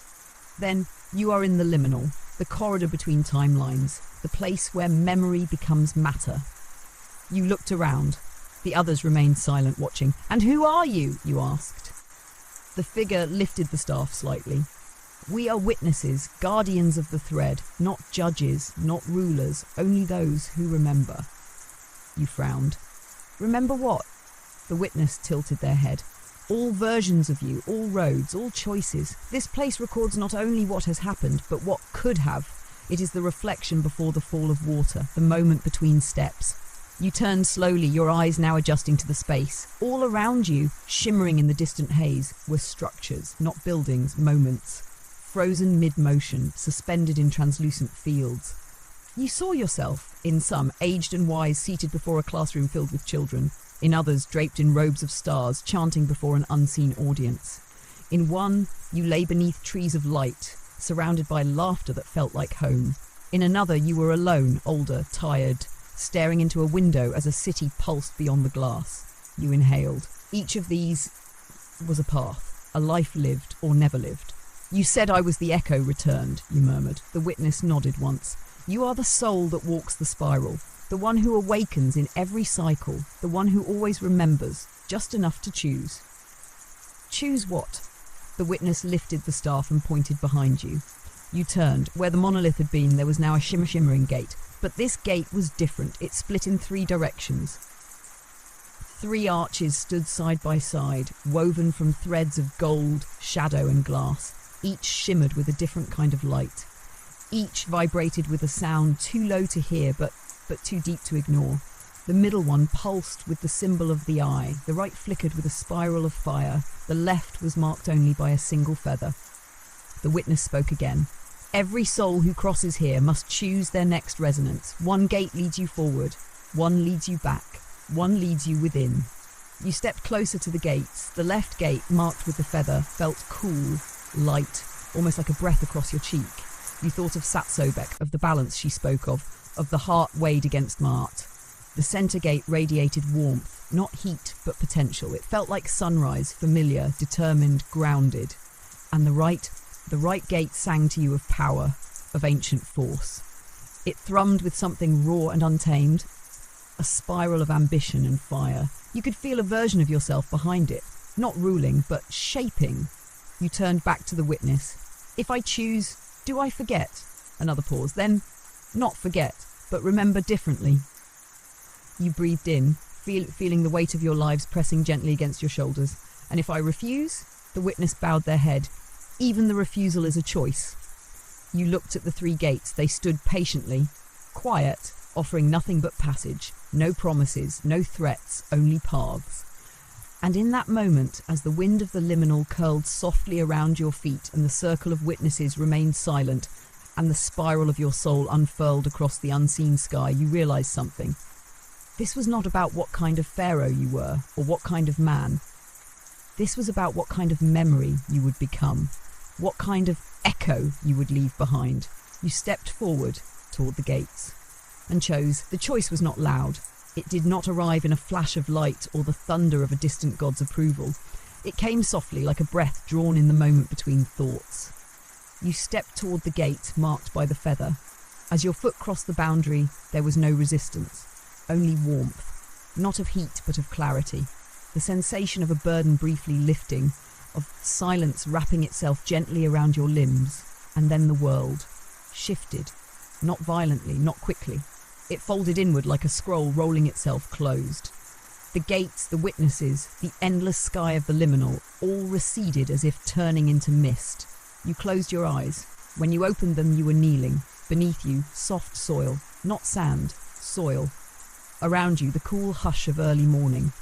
The sky above was tinged with blue gold, the light of the rising sun filtering through a grove of unfamiliar trees. Tall, slender trunks, wide leaves trembling faintly in the breeze. Their bark shimmered with a faint iridescence, as if the light could not decide how to rest on them. You rose slowly. The amulet still hung around your neck, warm against your chest. The shard and disc were gone. You were clothed not in linen or gold, but in a simple robe of woven fibres, pale grey, the kind worn by monks or scribes. Your hands were unadorned. The rings of Pharaoh had vanished. The world felt quieter, more deliberate. Birds called gently from the canopy above. But their song was slow, curious, as if they too were watching you for signs of what you had become. You walked. There was no path, and yet your feet found one. Through the trees, into low valleys where the air grew fragrant with herbs and moss. You crossed a stream whose surface reflected not only your image, but brief flickers of other images. Of cities, temples, rooms you had known. They came and went like ripples, ungraspable. Eventually you arrived at a clearing. At its centre stood a structure, not a temple, not a house. A circle of stone columns open to the sky, arranged with quiet precision. Between each, small braziers glowed with gentle flames, no smoke, no heat. They burned as if sustained by thought alone. At the centre of the circle sat a figure, alone, cross-legged, still. You approached slowly. As you drew closer, the figure raised their head. It was an old man, though not frail. His skin was bronze, lined deeply, and his eyes were the pale green of the Nile at dusk. He wore a robe like yours, though older, frayed at the edges. Around his neck hung a feather. He looked at you with neither surprise nor expectation, only recognition. "You chose balance," he said. His voice was quiet, but it carried. You nodded. He gestured for you to sit. You lowered yourself into the space across from him. The stone beneath you was warm, pulsing faintly, as if it remembered the sun. "I was like you once," the man said, "a traveller. A walker between lifetimes, a keeper of names." You studied his face. "And now," he smiled, "now I am a listener." You frowned slightly. "To what?" "To everything." A silence settled between you, soft and unhurried. "You passed through the gate," he said, "and left behind the keys. That means you are ready to receive without holding, to remember without clinging, to speak without needing to be heard." He reached into a fold of his robe and produced a small object. A tablet made of smooth clay. On it, a single symbol had been pressed, the eye. "I am the guardian of the Grove of Return," he said. "This place exists not in time, but between the roots of it. Those who choose the path of balance arrive here, stripped of title, freed of narrative. This is where echoes are studied, not repeated." You took the tablet gently in both hands. It was cool. "Do you remember who you were?" you asked. He nodded. "I do. But I no longer carry him. I only remember him. That is the difference. You sat back slightly, letting the weight of those words settle. The sun had climbed higher now, painting golden bars across the stones. Why was I brought here? You asked softly. The old man tilted his head. You were not brought. You stepped, and the step you took was inward. He rose slowly to his feet, his movements careful, sacred. He walked to the edge of the circle and turned back to you. When a soul begins to remember too much, to gather itself like a storm, it must pause, reflect, balance. He pointed to the stone ring. This place is your pause. You stood as well. Am I to stay? The man smiled, wide and kind, for a time. Until your breath matches the wind, until your name becomes silence again, until the need to choose fades and you become still. He stepped back, and the wind stirred between the columns. You looked around, the trees, the sun, the stone, the quiet, and you understood. You were no longer a pharaoh, no longer a traveller. You were a witness now, not to power, not to fate, but to balance itself. And balance takes time. Time did not move the same way in the Grove of Return. There were no bells, no courts, no drums to mark the rise and fall of the sun. There were no scribes to log the hours or priests to declare the turning of seasons. Yet still you felt the passage of something. Not time, but change. Subtle, organic, like watching a tree lean gradually toward the light. Each day began with silence, not empty silence, but the kind that envelops the world before a first word is spoken. You rose with it, your body instinctively aligned to the hush. There was no need for commands. Your limbs moved with a rhythm born not of memory, but of belonging. The old man, you learned to call him simply elder, never hurried. He did not teach in the way scholars do. There were no lessons, no scrolls, no lectures. Instead, there was observation. He would sit beside a still pond for hours, watching the surface without speaking. He would touch the bark of a single tree, run his fingers along the grooves and say only, "This one remembers the storm." He would watch birds land, wait for them to fly, then murmur, "Balance is not stillness. It is movement without falling." In the beginning you didn't understand, but you watched, you listened, you mirrored, and slowly the outer weight of your former names began to slip, not vanish, but soften. No longer did your breath carry the burden of a crown. No longer did your shoulders curve beneath invisible cloaks of duty. Even the relics, the eye, the feather, the names burned into tablets, became part of the distant hum of memory, not its sharp edge. One morning, after what may have been weeks or centuries, the elder placed a bowl before you. Clear water, a single drop of oil floating on the surface. "What do you see?" he asked. You stared. The drop did not sink, it swayed gently with each breath you took. "Only a circle," you said. He nodded. "Look longer." You waited, and then you saw it. Not just the oil, but its reflection, the sky above, the breeze moving across its skin, and beneath, your own gaze. "It sees me," you said softly. "Everything reflects," the elder replied. "Even stillness is a mirror." He reached into the folds of his robe and handed you a stone, smooth, oval, black. You turned it in your palm. No markings. "Place it in the bowl," he said. You obeyed. The moment the stone touched the water, the oil was pushed aside, not broken but rearranged. The ripples spread outward, changed the reflection, warped the light. And then, slowly, balance returned. The oil moved back toward the centre. "The world does not demand stillness," the elder said. "It asks only that you return." He stood. You remained seated, staring at the bowl. That night you dreamed, but not of palaces or deserts, not of gates or timelines. You dreamed of a quiet path between two trees lined with feathers. Each feather whispered a word as you passed, but none in any language you knew. When you reached the end of the path, there was a mirror. And in the mirror, not your face, but many. A child, a woman, an old man with bright eyes, a youth in armour, a scribe with ink-stained hands. They were all you, and none of them. You touched the mirror and it rippled like water. When you woke, the grove was glowing. A faint luminescence clung to the leaves, the trunks, the stones. The pond shimmered softly, and even the air itself hummed with a note so gentle it could only be felt, not heard. The elder stood waiting. No words this time, just a glance. You followed him to the edge of the grove, a place you had never crossed. A ring of stones marked its boundary, overgrown with moss, almost hidden beneath the roots. Beyond it, a fog, thick, silver, alive. The elder stopped just short. "You've listened," he said. You nodded. "You have balanced." Another nod. He reached into the sleeve of his robe and pulled out a new object, one you had never seen before. It was a small prism, no larger than your palm, glowing faintly at its edges. This is memory refined. He handed it to you. It was heavier than it looked. This is not for looking back, he said. It is for seeing forward, but only when the heart no longer needs the past to guide it. You stared at the prism. It refracted nothing. It simply was. The elder stepped back, and now, once again, you stood at a threshold, not a gate, not a corridor of light, just the edge of stillness. Beyond the moss and stone, the fog that led not to a destination, but to becoming. You turned to the elder. "Will I return?" you asked. He smiled, not sadly. You never left. And with the prism in your hand, the feather at your heart, and silence walking beside you, you stepped into the mist. The mist closed around you like a cloak.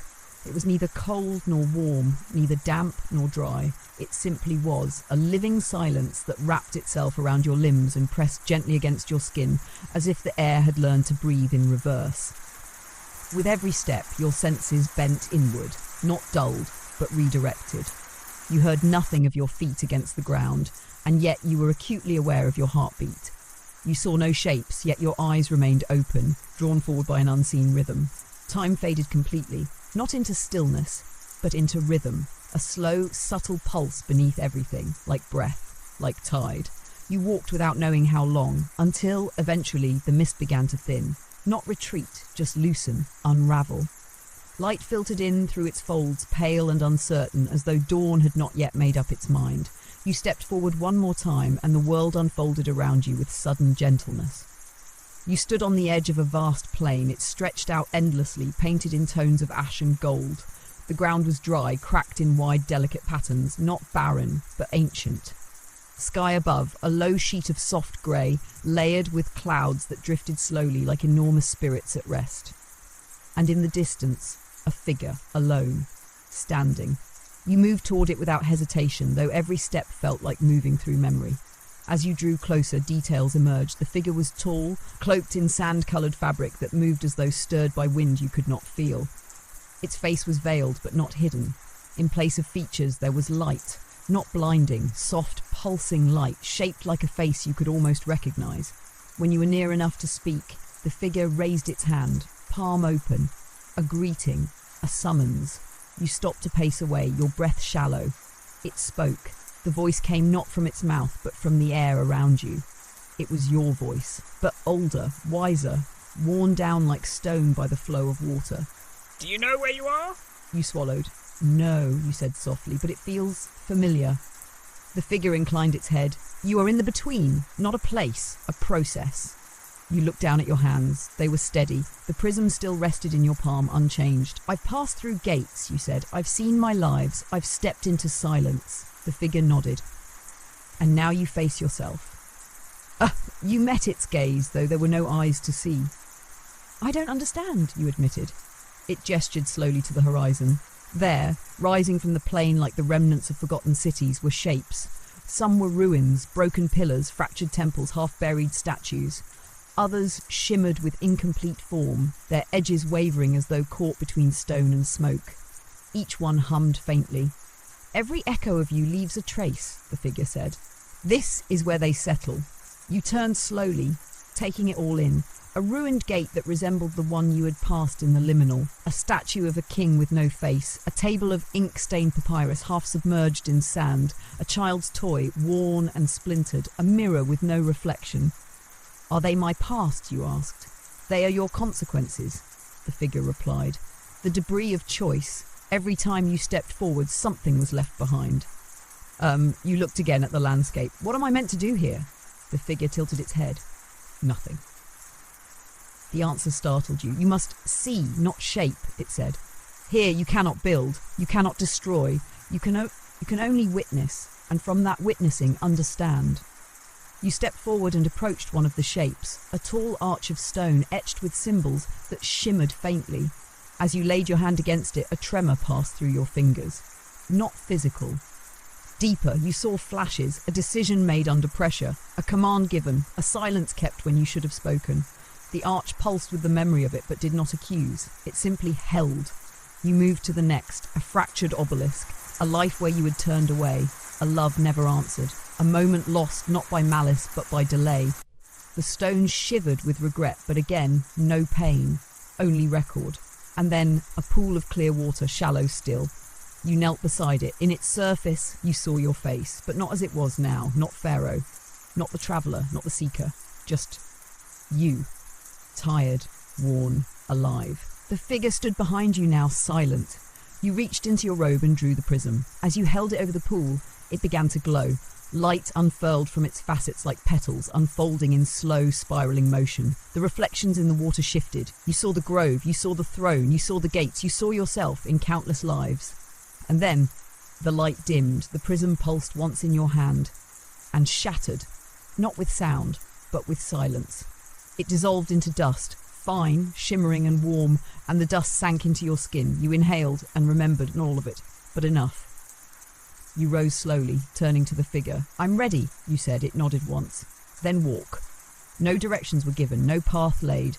You turned away from the ruins, from the pool, from the between, and stepped towards something new. Not a world waiting for you, but a world waiting with you. The plain behind you faded with every step, not disappeared, just eased into the background, like a distant song ending without fanfare. There were no gates this time, no shimmering thresholds, no pillars or veils of mist. The ground simply changed beneath your feet. The sky shifted, pale to gold. The scent of dry stone was replaced by something sweeter. Sun-warmed earth, wild herbs, the faintest trace of myrrh on the wind. You walked quietly, hands by your sides, each breath more familiar than the last. And then there was colour. The world bloomed open before you. Rolling dunes melted into fertile banks lined with papyrus. Palm trees leaned into a soft breeze. The Nile sparkled in the distance, winding through the land like a silver ribbon stitched into the body of the world. And there, just ahead, nestled between a crescent of hills and the bend of the river, the city, Waset, the heart of ancient Kemet. Its walls glowed in the afternoon light, not with grandeur, but with memory. You had walked these streets before, not just as a king, but as a child, as a wanderer, even as a servant in lives now long forgotten. This time you entered through the east gate with no title, no procession, no guards at your side, only the quiet rhythm of your feet and the awareness blooming in your chest. No one stopped you because no one recognized you. You were not dressed as Pharaoh. You were not cloaked in gold or painted in ceremonial pigment. You were just a traveller. Your robe was earth-coloured, the hem dusty. Your face was open, unadorned. And so the city accepted you, as it always had in all your lives. You passed through market streets filled with the soft clamour of daily life. Merchants called gently over baskets of lentils, dried fish, dyed linen. Children laughed as they chased each other around columns carved with faded gods. A scribe sat beneath a date tree, recording names for the census, while beside him a potter hummed softly as she turned her wheel. And everywhere, life.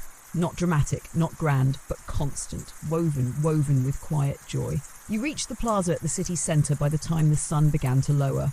There, among the people, stood a temple. Not the grandest in the city, not built of massive pillars or guarded by lions, but old, familiar. The kind of place where prayers were whispered, not declared. A temple to Ma'at. You stepped through its open gate. Inside, cool stone. Candles flickering gently in bronze bowls. Feathers carved into every surface, curling along the walls like wind-carried truths. A low murmur of water echoed from somewhere unseen. At the heart of the chamber stood a woman. She was robed in white linen. Her hair was bound by a simple cord. Her hands were clasped in front of her, motionless, and her eyes were closed. Not in prayer, but in stillness. You didn't speak. You didn't need to. She opened her eyes slowly, and her gaze found you. "You've returned," she said. Her voice was soft, unhurried, like someone greeting an old friend who had been gone only a day. "I never truly left," you replied. She smiled faintly. "I knew the balance would call you back." She turned and walked deeper into the chamber. You followed her past rows of low-burning lamps and stone benches worn smooth by generations of waiting. At the rear of the temple, a shallow pool reflected the high slats of light from the open roof. At its centre stood a statue of Ma'at, arms wide, wings unfurled, feather balanced above her brow. The priestess gestured toward the water. "Speak your name," she said. You looked down into the pool. The surface was still, but not empty. A reflection stared back at you, but it shifted, shimmered. It was you, but it was all of you. Faces layered over each other, young and old, man and woman, crowned and cloaked, alone and beloved. You took a breath, and you spoke your name, not one of titles, not the old royal names carved in stone, the name beneath all others, the one carried in silence through every gate. The pool rippled once, the air shifted, and then the statue moved, not literally, but perceptibly. Its presence deepened, its gaze, though carved, felt alive. From somewhere unseen, a gust of wind entered the temple and stirred the lamps. The flames flickered, bowed and stilled. The priestess stepped back. "You are ready," she whispered. "The feather will return to you." You looked at your chest. Where once the physical feather had rested, now there was only a faint warmth, but it grew, it rose, and from within you, without sound or command, the feather of Ma'at emerged, not in your hand, but above it, suspended in light. Not an object, not a symbol, but a truth, weightless, perfect, undeniable. It hovered above your palm, waiting. You turned to the priestess. "What now?" She approached, placed her hands over yours, and gently pressed them toward your heart. The weighing begins. You did not speak again, because you knew you were no longer being judged. You were no longer the judge. You were simply the scale, and the balance was within you now. The temple held its breath. The feather hovered just above your chest, steady, impossibly light. It did not glow, did not pulse. It simply existed, perfect and still. And yet, within that stillness, you felt a gravity stronger than any stone you had ever lifted, stronger than any crown you had ever worn.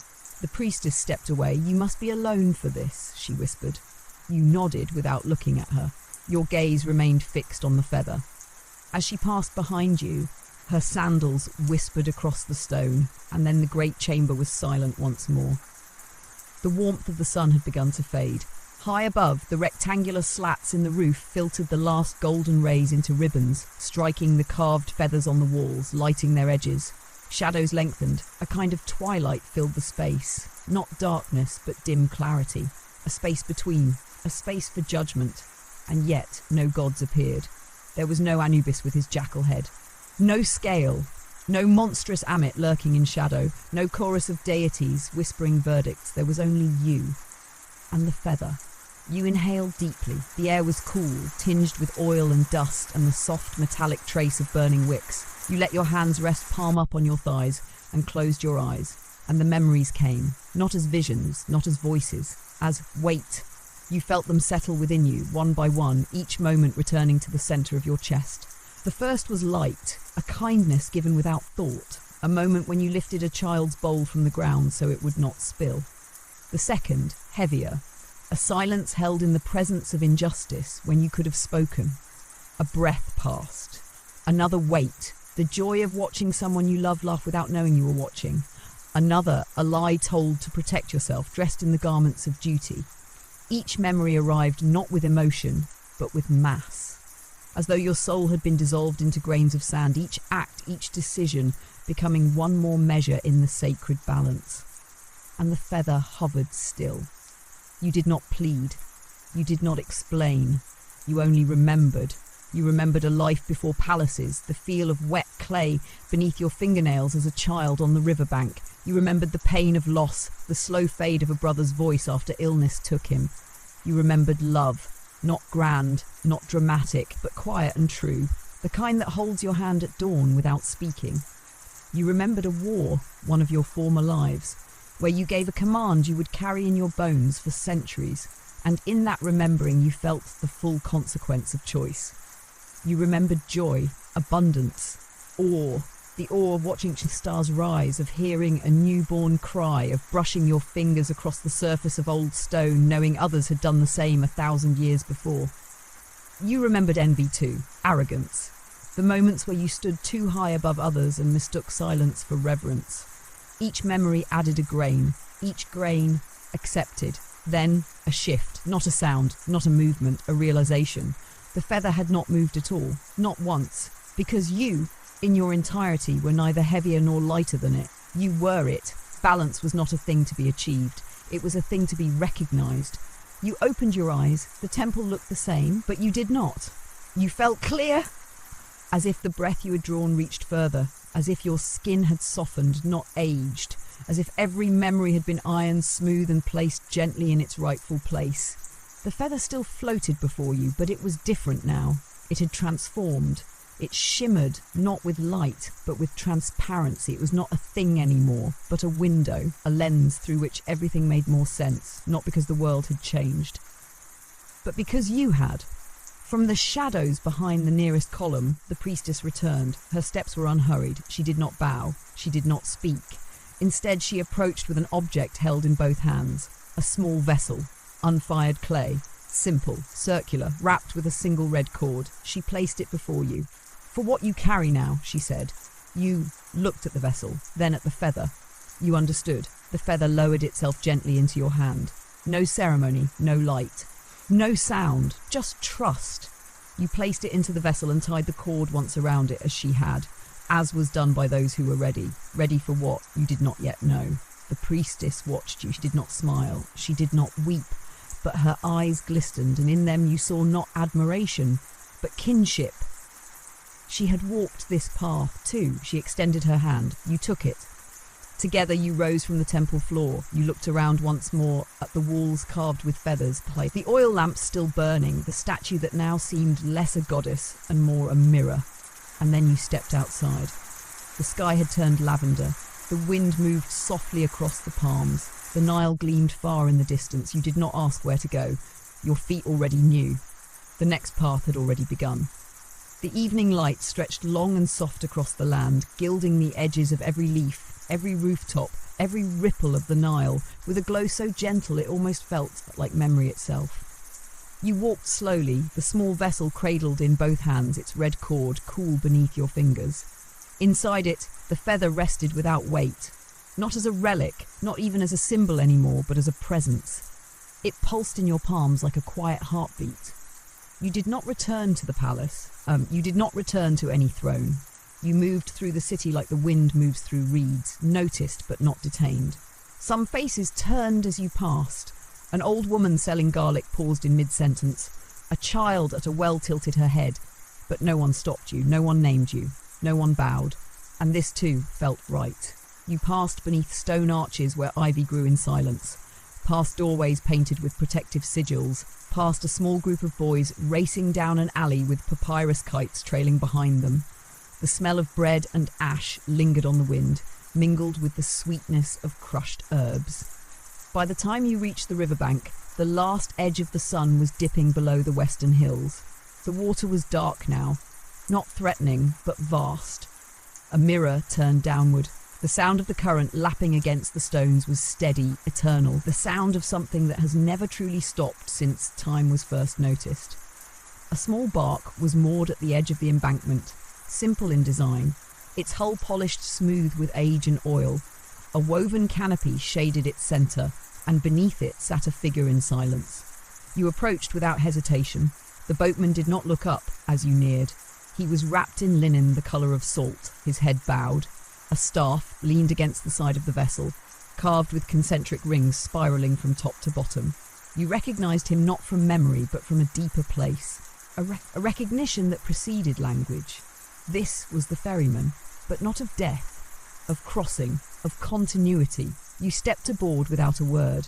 The bark shifted gently beneath your weight, but did not sway. The ferryman reached for the staff and touched it once to the river. The water accepted it, and the vessel began to move. Not pushed by oar or sail, but by will alone. You did not ask where you were going, because you understood now. The journey was not about where, but when. The city receded behind you, its lamps flickering like stars trapped beneath the earth. The boat glided across the current, leaving no wake, no sound, only stillness rippling outward in invisible circles. Above, the stars began to bloom, first one, then another, then dozens scattered like ancient beads across velvet. You tilted your head upward and let their light fill you. Some constellations were familiar, others were new, and some pulsed as though they remembered you too. The ferryman did not speak, but he offered you a small, flat dish of water. You cupped your hand and drank. The taste was sweet, unexpected, as if drawn from a spring deep beneath the surface of the world. It filled you not with energy, but with remembrance. A long, slow clarity unfolded behind your eyes. You closed them, and you saw a desert at dusk, empty except for a single tree rooted in stone. You saw a throne room in a city of glass, where your reflection flickered in a wall of light. You saw yourself beneath a monsoon sky, kneeling beside a child who whispered your name in a language you did not know. You saw stars being born. You saw a hallway of books, endless and glowing, where each title was your name written in a different hand. When you opened your eyes again, the river had changed. No longer the Nile, or not only the Nile, its banks were unfamiliar. The reeds were taller, the water thicker with light. Above, the stars formed spirals now, not constellations. They turned slowly like a wheel. You turned to the ferryman. He looked at you at last. His eyes were not eyes. They were reflections, not of your face, but of your choices. And in them, you saw the one you had not yet made. You looked down at the vessel in your lap. The feather of Mart rested peacefully within. The ferryman extended his hand. And now you understood. This was not an offering. This was a question.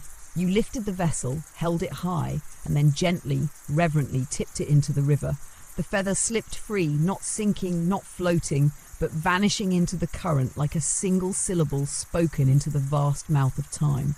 The river shimmered, not with light, with understanding. Balance was not a thing to be kept, it was a thing to be given, and you had done so. The ferryman nodded once. The boat turned, but you knew you were not returning, you were arriving. The river narrowed as the vessel drifted onward, curving gently into a corridor of reeds that swayed like silent sentinels. Their tall green blades formed soft arches above the bark, catching glimmers of starlight as the current carried you forward.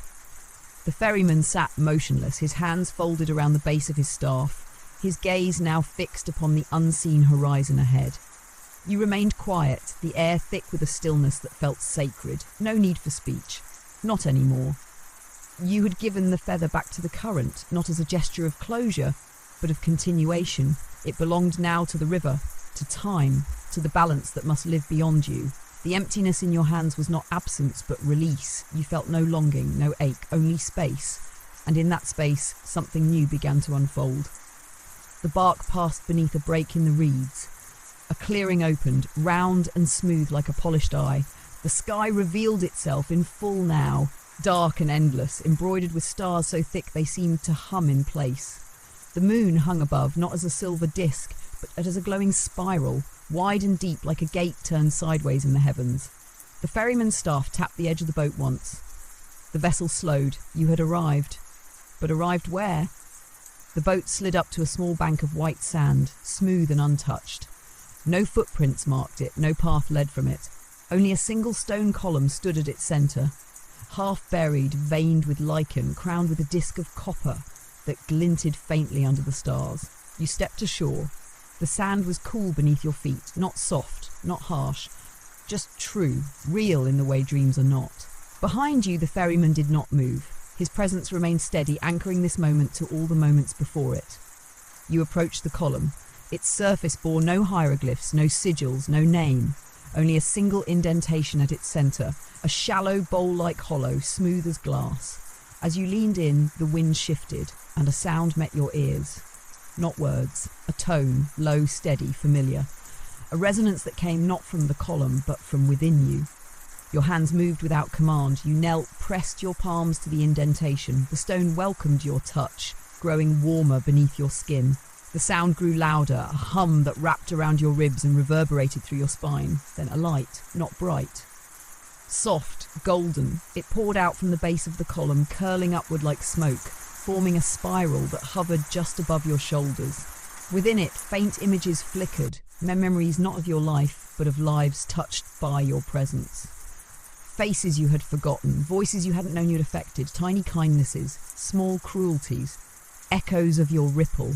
They shimmered for a moment, then were absorbed into the spiral. The column spoke without voice.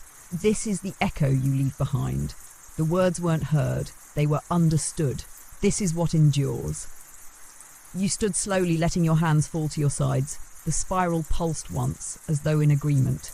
Then it drifted forward, unspooling itself across the air, drawing a shape with its own motion. A wide circle, incomplete, with a single open gap at its edge. You stepped toward it, The moment your foot crossed into the circle, the world inhaled. You felt it, not as wind, not as pressure, but as awareness. You were being seen, not judged, not weighed, just observed. As if the universe had paused just for a moment to mark that you were here, and then the circle closed behind you, complete. The spiral dissolved into gold mist, and the land around you shifted. No longer reeds, no longer sand, stone rose from the earth, walls formed around you, smooth, sunlit, familiar. You stood in a room, not grand, but meaningful. You had stood here once before, stone walls carved with lines of language, a window open to a breeze smelling of ink and sun-warmed clay, a low table, a scroll partially unrolled, a cup of honeyed beer half drunk. You were not a king in this room, you were a scribe. You turned slowly, taking in the humble space, and your heart stirred, not with confusion but recognition.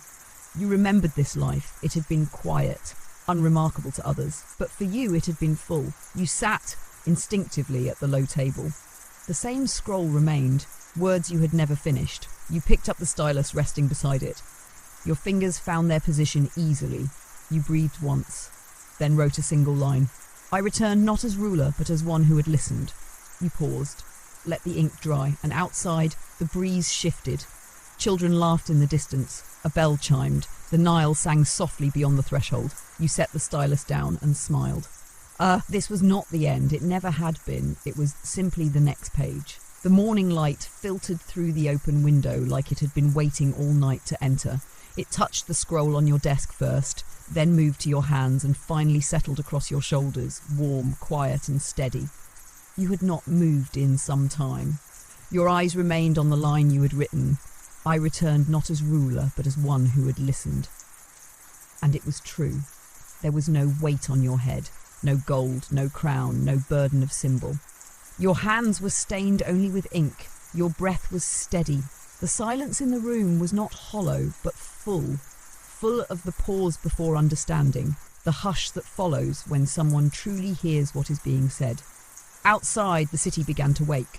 The muffled rhythm of footsteps, distant calls of merchants setting out baskets, the soft murmur of water being drawn from a nearby well. The ordinary movements of a city that did not know a soul among them carried the echoes of gods and gates, and that was as it should be. You stood, stretching slowly, feeling the quiet strength in your limbs. This body, this version of you, was older than some you had worn, younger than others, but it was whole, balanced, and above all, present. The small clay cup of beer beside your scroll had gone slightly warm. You drank it anyway. The sweetness grounded you. Your quarters were modest, a low bed of woven reeds in the corner, a few shelves carved directly into the stone, holding bundles of scrolls, sharpened reed pens, and carefully wrapped pigment cakes. A simple robe hung by the door, brushed gently by the breeze coming through the window. You dressed slowly, not ceremonially, deliberately. When you stepped out into the sunlight, the world greeted you not with trumpets or bows, but with motion, the kind that asks nothing from you, yet still offers a place for you to belong. A young boy chased a dog down a narrow alleyway, both of them laughing. A woman with a broad clay jar balanced on her shoulder gave you a quick, silent nod. The butcher's apprentice, sweeping the stone before his stall, didn't even glance up. The balance was not only within you, it was everywhere. You made your way down to the river. The path was familiar, smoothed over by sandals, bright with scattered blossoms. At a bend in the walkway, a fig tree leaned out over the bank. You sat beneath it, folding your legs, resting your back against its rough bark. The Nile shimmered. A boat passed slowly, low in the water, its oars cutting rhythmic lines across the surface. In the distance, the far bank was dotted with small homes, thin plumes of cooking smoke curling into the blue. You reached into your robe. Not for the feather, it was gone where it belonged. Not for the prism, it had dissolved. But for something else, wrapped in linen, folded carefully, was a narrow reed scroll, blank. You unravelled it across your lap and began to write, not your name, not your title, but stories, moments, not grand tales of conquest or lists of temples built under your reign, but small things. A market woman offering bread to a stranger with nothing, a child whispering her first for the moon, a man returning home after years away, unsure if he would be recognised, a servant pausing beside a dying tree, planting a single seed, a priest letting his voice fall silent in the temple just once so he could listen. You wrote until the sun rose higher, until your fingers were smudged with ink again, until the scroll was no longer blank. And when you paused, you realized something unexpected. You had written yourself into every story, but not as the hero, not as the center, as the breeze through the curtain, as the voice on the wind. As the witness, a few children passed on the road nearby. One, the youngest, paused beside you. He looked at your scroll, then at your hands. "You're a scribe," he said. You smiled. "Sometimes." He tilted his head. "What do you write?" You looked at the scroll for a moment, then replied, "Echoes." The boy blinked, then nodded solemnly, the way only children can, as though you had spoken something both strange and completely understandable. He ran to catch up with the others. You sat back again beneath the fig tree, the scroll in your lap, the wind moving gently across the river. Somewhere far away, in a time no longer yours, a throne sat empty. And that too was right. You were not meant to fill it again. Not now. Now you were meant to remember, and to make sure that nothing, no life, no choice, no whisper of kindness, would go unwritten. The sun drifted westward, casting long fingers of light across the city's limestone walls, turning their pale surfaces a soft amber. From your place beneath the fig tree, you could hear the shift in tone that always came in the late afternoon. The market buzz softened. The laughter of children grew more distant.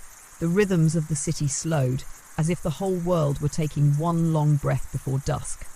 Your scroll lay beside you, ink dried, its lines still catching the golden light like threads in fabric. You hadn't written more in some time, not because there was nothing left to say, but because the silence itself had become part of the record. You leaned your head against the tree, eyes half-lidded, heart steady. The river's voice was a lullaby now, slower, deeper. You could hear frogs in the reeds, a heron's cry somewhere upstream. The ferries had thinned, the water quieter. The Nile, like the city, was beginning to settle in for the night. And so were you. But not into sleep, into presence. A figure approached, their steps slow, thoughtful. You sensed them before you saw them, a rhythm to their pace that felt known. Not from memory, but from resonance. The way certain sounds remind you of dreams you haven't had yet. When you looked up, she stood just a few paces away. Satsabek, not in gold or in linen embroidered with the sigils of queenship, not in the silks of ceremony, but in a robe the colour of the sky just before dawn. Pale and quiet. Her hair was tied simply, her arms bare, her feet dusty from the river path. She carried no crown, only a small satchel of cloth slung across one shoulder. She looked at you for a moment, then smiled, not as a greeting, but as recognition. A moment acknowledged, a return not of bodies, but of understanding. You gestured to the space beside you. She sat. The fig leaves above swayed gently, their shadows drawing delicate patterns across her face. For a time, neither of you spoke. You watched the river together. The last of the sunlight touched the ripples, and the sky above it turned the colour of pressed pomegranate. Then she reached into her satchel and withdrew a small object, a clay amulet, shaped like a lotus, faintly cracked, edges worn smooth by years of touch. "I kept it," she said softly, placing it in your open hand, "through all the changes." You turned it slowly in your palm. The scent of lotus drifted up as if awakened by memory. "I gave this to you," you said. "In another life," she replied. You both smiled, not wistfully, not with longing, but with peace. "This life," you said quietly, "is not like the others." "No," she agreed. "It's quieter." "Still important," you added. "Especially because it is quiet," she said. You handed the amulet back. She didn't take it. "It's for you," she said. "Now." The amulet was warm in your hand, as though it remembered your skin. "Does the city know?" you asked after a moment. She looked out over the water. "Some suspect. But the river tells no one's secrets. And even if they did know, would it change anything?" You considered this. "No," you said finally. "Not now. Not anymore." Satsabek drew her legs close, resting her chin on her knees, gazing out at the horizon. "Do you ever miss it?" she asked. You didn't have to ask what she meant. You thought of the throne, of the golden halls, of voices chanting your name. You thought of command and of reverence, of the feeling of being at the centre of everything. "I miss what I thought it meant," you said. She nodded. You turned to her. "And you?" "I miss watching you forget," she said with a soft laugh. You raised an eyebrow. "Forget what?" That you didn't need the crown, she said, that you were always whole without it. You fell into silence again, but it was different now, closer, like a shared blanket. The breeze picked up, the sky deepened, stars began to prick their way through the darkening blue. You reached for the scroll beside you and rolled it gently. "Will you walk with me?" you asked. She smiled. "Where are we going?" "Nowhere," you said. "And that's exactly where I need to be." You stood, she joined you. Together you walked slowly back into the city. No destination, no ceremony, two figures moving through the soft glow of oil lamps. A city winding down around them, a world not ending but simply unfolding. The streets had thinned as twilight deepened into night. The last of the market stalls had been covered in woven mats. Doorways glowed faintly with lamp fire. A pot clinked faintly in some unseen kitchen. Somewhere nearby, a stringed instrument played softly, hesitant notes like someone playing not to perform but to remember. You and Satsobek walked side by side without words, your feet familiar with the stone beneath them. The city no longer greeted you with grandeur, it welcomed you with rhythm. This wasn't the fanfare of a pharaoh's procession. It was the heartbeat of a place that had accepted you for what you were now. Present, unadorned. As you turned a corner, a small alley opened to your right. There, a group of elders sat in a circle, low to the ground on cushions and folded mats. They wore robes of varying colours, worn but clean, their heads bowed slightly toward a single flickering flame in the centre of the group. They weren't speaking, they were simply sharing, a silence among companions that didn't need to be filled. Satsobek paused beside them, nodding in quiet acknowledgement. One of the elders, a man with skin like cracked leather and a voice deep as the Nile's undercurrent, looked up. "Will you sit?" he asked. His question was to both of you. You looked at Satsobek. She nodded once. So you sat, wordlessly folding your robe beneath you, settling into the warm breath of the fire. The elder passed you a cup of spiced beer. You accepted it with both hands, sipped and passed it along. The elder woman beside you, her silver hair braided thickly down her back, began to speak, her voice smooth as river-polished stone. "When I was a girl," she said, "the river flooded so high it swallowed the granaries, and we were afraid. But when the water pulled back, it had left behind a garden, lotus everywhere, the kind that grows tall and blue. We gathered the seeds." My father said it was the river's way of saying, "You do not know everything." She smiled faintly and looked to the fire again. Another elder spoke next, then another. And soon the circle filled with stories, not dramatic, not loud, but layered with years. They spoke of mistakes made in silence, of children who grew into strangers and then returned as kin, of prayers whispered under breath and answered decades later, of waiting, of changing. You listened. And you realized something else. You were no longer seeking a revelation, you were living within it. After a long while, the elder who had invited you in turned to you. "And what of you?" he asked. His eyes were dark and clear, not probing, not demanding, only curious. You looked into the fire. "I've seen many things," you said slowly. "I've worn many names." You paused. The group waited. No one rushed you. "I once believed power was what gave meaning," you continued. "Then I believed memory was the key, and later, that balance must be achieved to earn peace." You held the silence for a breath. "But now I see the moment itself is the teacher, and peace doesn't arrive after the journey. It is the journey when you stop trying to finish it." The words left your mouth without force. They didn't feel rehearsed. They simply arrived. The elder woman smiled. "Yes," she said. Satsobek exhaled softly beside you. No applause followed. No ceremony. The group simply nodded. And then, one by one, the elders stood. They bowed to the fire, to one another, and drifted away into the night. A ritual completed not by what was done, but by what was shared. You remained seated, gazing at the last flickers of flame as they bowed inward, the embers softening to coal. Satsobek sat beside you once more, drawing her robe closer against the cool air. "Do you remember," she asked gently, "the garden you once built outside the eastern wall of the palace, the one with the sycamore and the pools?" You looked at her. "I do. It's still there." You raised an eyebrow. "Truly?" She nodded. "Overgrown, wild, but alive." You smiled. "That feels right. I go there sometimes," she said. "Not to tend it, just to listen." "To what?" "To the silence between the leaves." You looked back at the dying fire, then stood. Take me there, you said. Satsabek stood with you. You walked again, this time leaving the city behind, following the curves of old walls that once defined power, but now served only as boundaries for wind and time. The stars overhead had multiplied, glimmering with the clarity only found in quiet places. The path to the garden was narrow and half forgotten.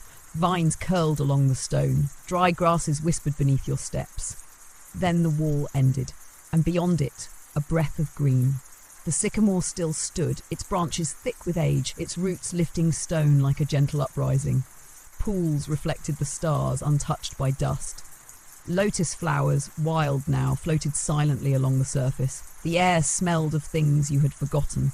Water lilies, wet bark, the faint sweetness of fig. You entered the garden, and something within you settled.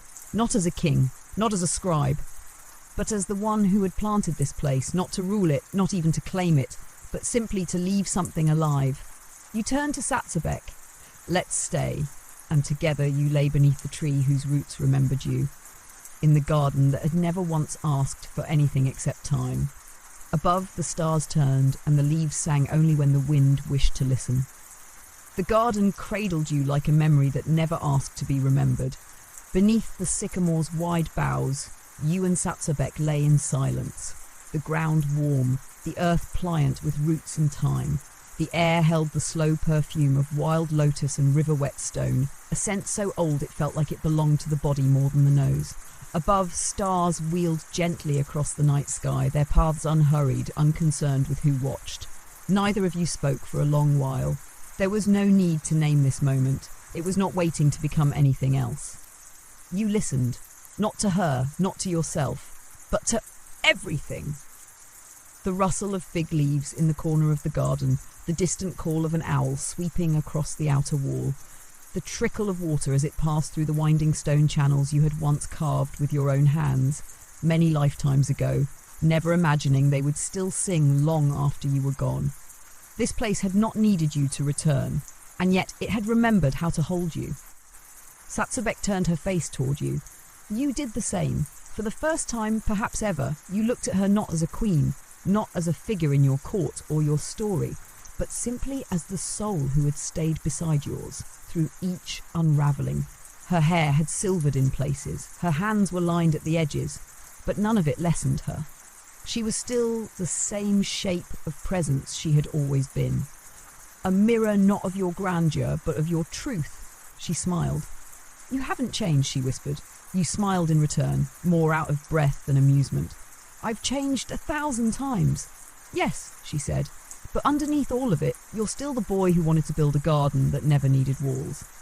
You turned your gaze upward, toward the dark crown of leaves. I thought the world had to be shaped by force, you said. I thought meaning came through dominion. I know, she said. You weren't wrong, but you weren't whole either. And now, you've let go of shaping, she said, and so now the world can shape you back. The wind stirred the trees, lifting a faint flurry of fallen petals into the air. They spun slowly, glowing pale against the night. One drifted down and landed between you, its edges trembling like it held breath. You reached out to touch it, and as your fingers brushed its surface, something shifted. Not in the garden. In you, a pressure lifted, a quiet released. It was as if something unseen and long held had finally exhaled. Your body did not move, but something within you turned. And in that turning, the weight of 1,000 decisions, regrets, names, titles, and lifetimes began to loosen. You closed your eyes, and the darkness behind them was vast, but no longer empty. It was full of images, but not flashing or urgent, drifting, a hand opening, a bowl being filled, a child sleeping in a courtyard at noon, the eyes of a friend across a fire, the softness of soil after the flood recedes, threads woven into cloth, a window left open during the rain, moments that had never written in stone, and yet they had shaped you more than all the names carved into monuments. Satsabek's voice returned, gentler now. Were you right again? You didn't answer right away. I think. You said eventually, I will listen first. She nodded once, and the garden accepted this. A frog chirped somewhere near the far pond. The wind shifted direction, rustling the fig branches. The stars above the sycamore blinked faintly, as if someone were walking among them carrying a lamp. You breathed in and remembered that breath. Not as a function, but as a ritual, You had performed it 1,000 times without noticing, but now it was sacred. And so you breathed again. Deliberate, present, alive, no longer Pharaoh, no longer seeker, no longer the voice at the center of the world. Just here, with her, with the earth, with the unfinished garden that had always been waiting for you to sit down, fold your hands in your lap and simply notice how the water moved through its channels. You leaned back, head against the roots of the tree, and above the sky leaned toward you. At dawn, the light did not arrive with urgency. It unfolded, quiet, golden and slow, as if the sky itself had been deep in slumber and was only now stretching open its arms. The first shafts of morning filtered through the sycamore branches, dappling the garden floor with warm patches of light. Birds had already begun their rustling songs, not in chorus, but in soft solo phrases like conversations between old neighbours. You opened your eyes without effort. Sleep had passed through you like a soft tide, leaving nothing behind but calm. The air was cool, fresh with dew, and smelled of fig, stone, and something faintly sweet. Jasmine, perhaps, or the first bloom of something unseen. Satsobek still rested beside you, curled on her side, her breath long and even. A tendril of her hair had fallen across her brow. Her fingers were curled gently as if they had been holding a dream. You watched her for a moment, not with longing, nor worry, nor even gratitude. Just presence. And then, slowly, you sat up. The garden stretched around you in the soft hush of early day. Morning bees moved lazily among the lotus blooms on the pond, and a single crane stood in the shallows near the stone edge, its long legs casting a ripple with each careful step. You rose. Your movements were unhurried, as if the world had synchronized itself to your pace. You crossed the garden barefoot, the dew dampening your soles there, the hem of your robe brushing the tall grass. You passed through the place where you had once planted herbs, now wild and tall and fragrant, then around the broken basin that once held sacred fish, now a home for frogs and lilies. The eastern wall came into view, and there, near a low break in the stone, a child sat, alone, quiet. At first you thought they were simply playing, but as you drew closer you saw the way they were seated, upright, legs crossed, hands resting on their knees, watching. The child looked up when you neared, eyes wide, dark and unafraid. "You're the one who came back," the child said. You paused, tilted your head. "I came through the city last night," they continued, "and I saw you." You crouched to their level. "What did you see?" The child shrugged. "You were walking with a woman. You looked like a story someone forgot to tell." You smiled. "Maybe I was." The child glanced around the garden. "Did you build this place?" "A long time ago," you said, "before I knew why." They studied your face. "And now I just sit in it." They seemed to consider this. "Does sitting make it grow?" "Sometimes," you said.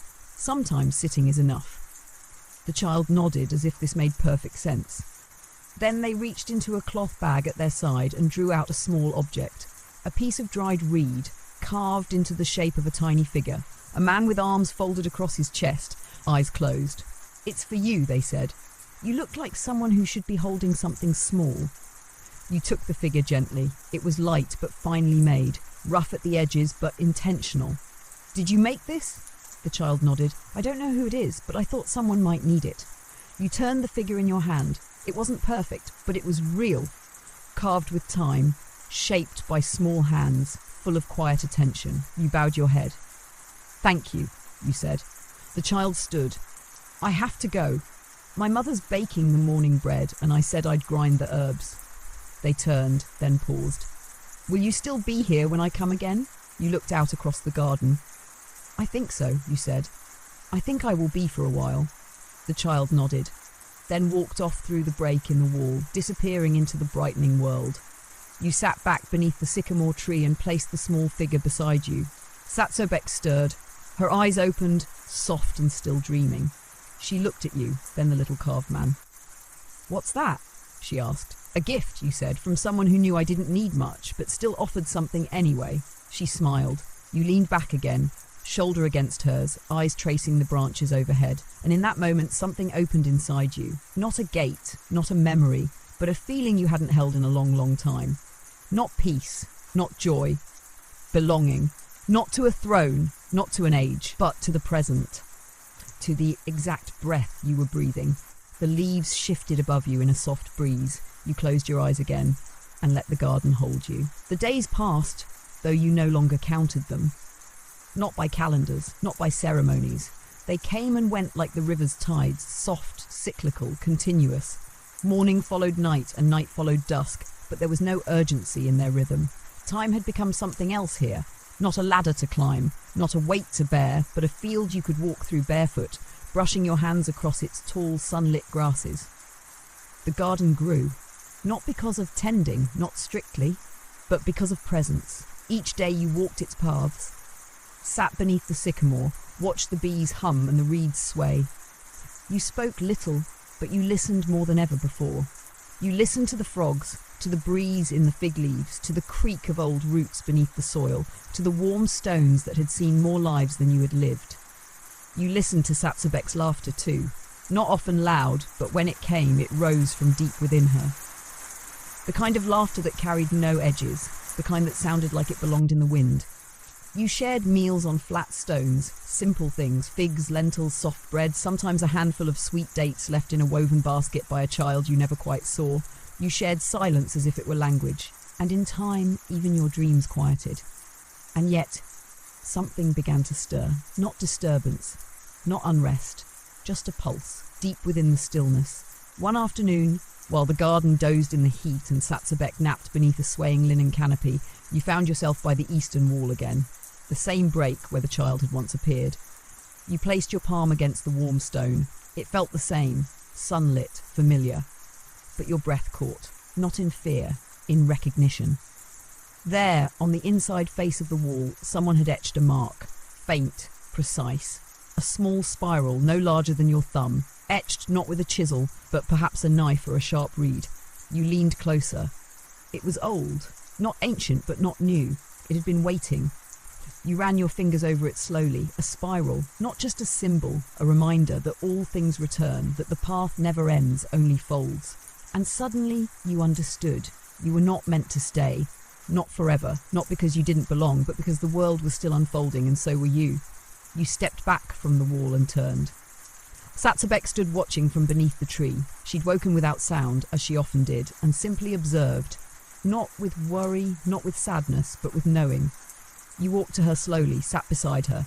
She reached for your hand, and there, in her palm, she placed something wrapped in cloth. You opened it. A single seed. Small. Pale. "You've left many things behind," she said, "but not this." You looked at the seed, cradled between your fingers. "I planted this here once." You murmured. "And now you'll carry it forward," she said. You looked at her. Really looked. Not as a partner in stillness, but as a chapter turning to the next. Her eyes held no sadness. Only love, the kind that does not cling.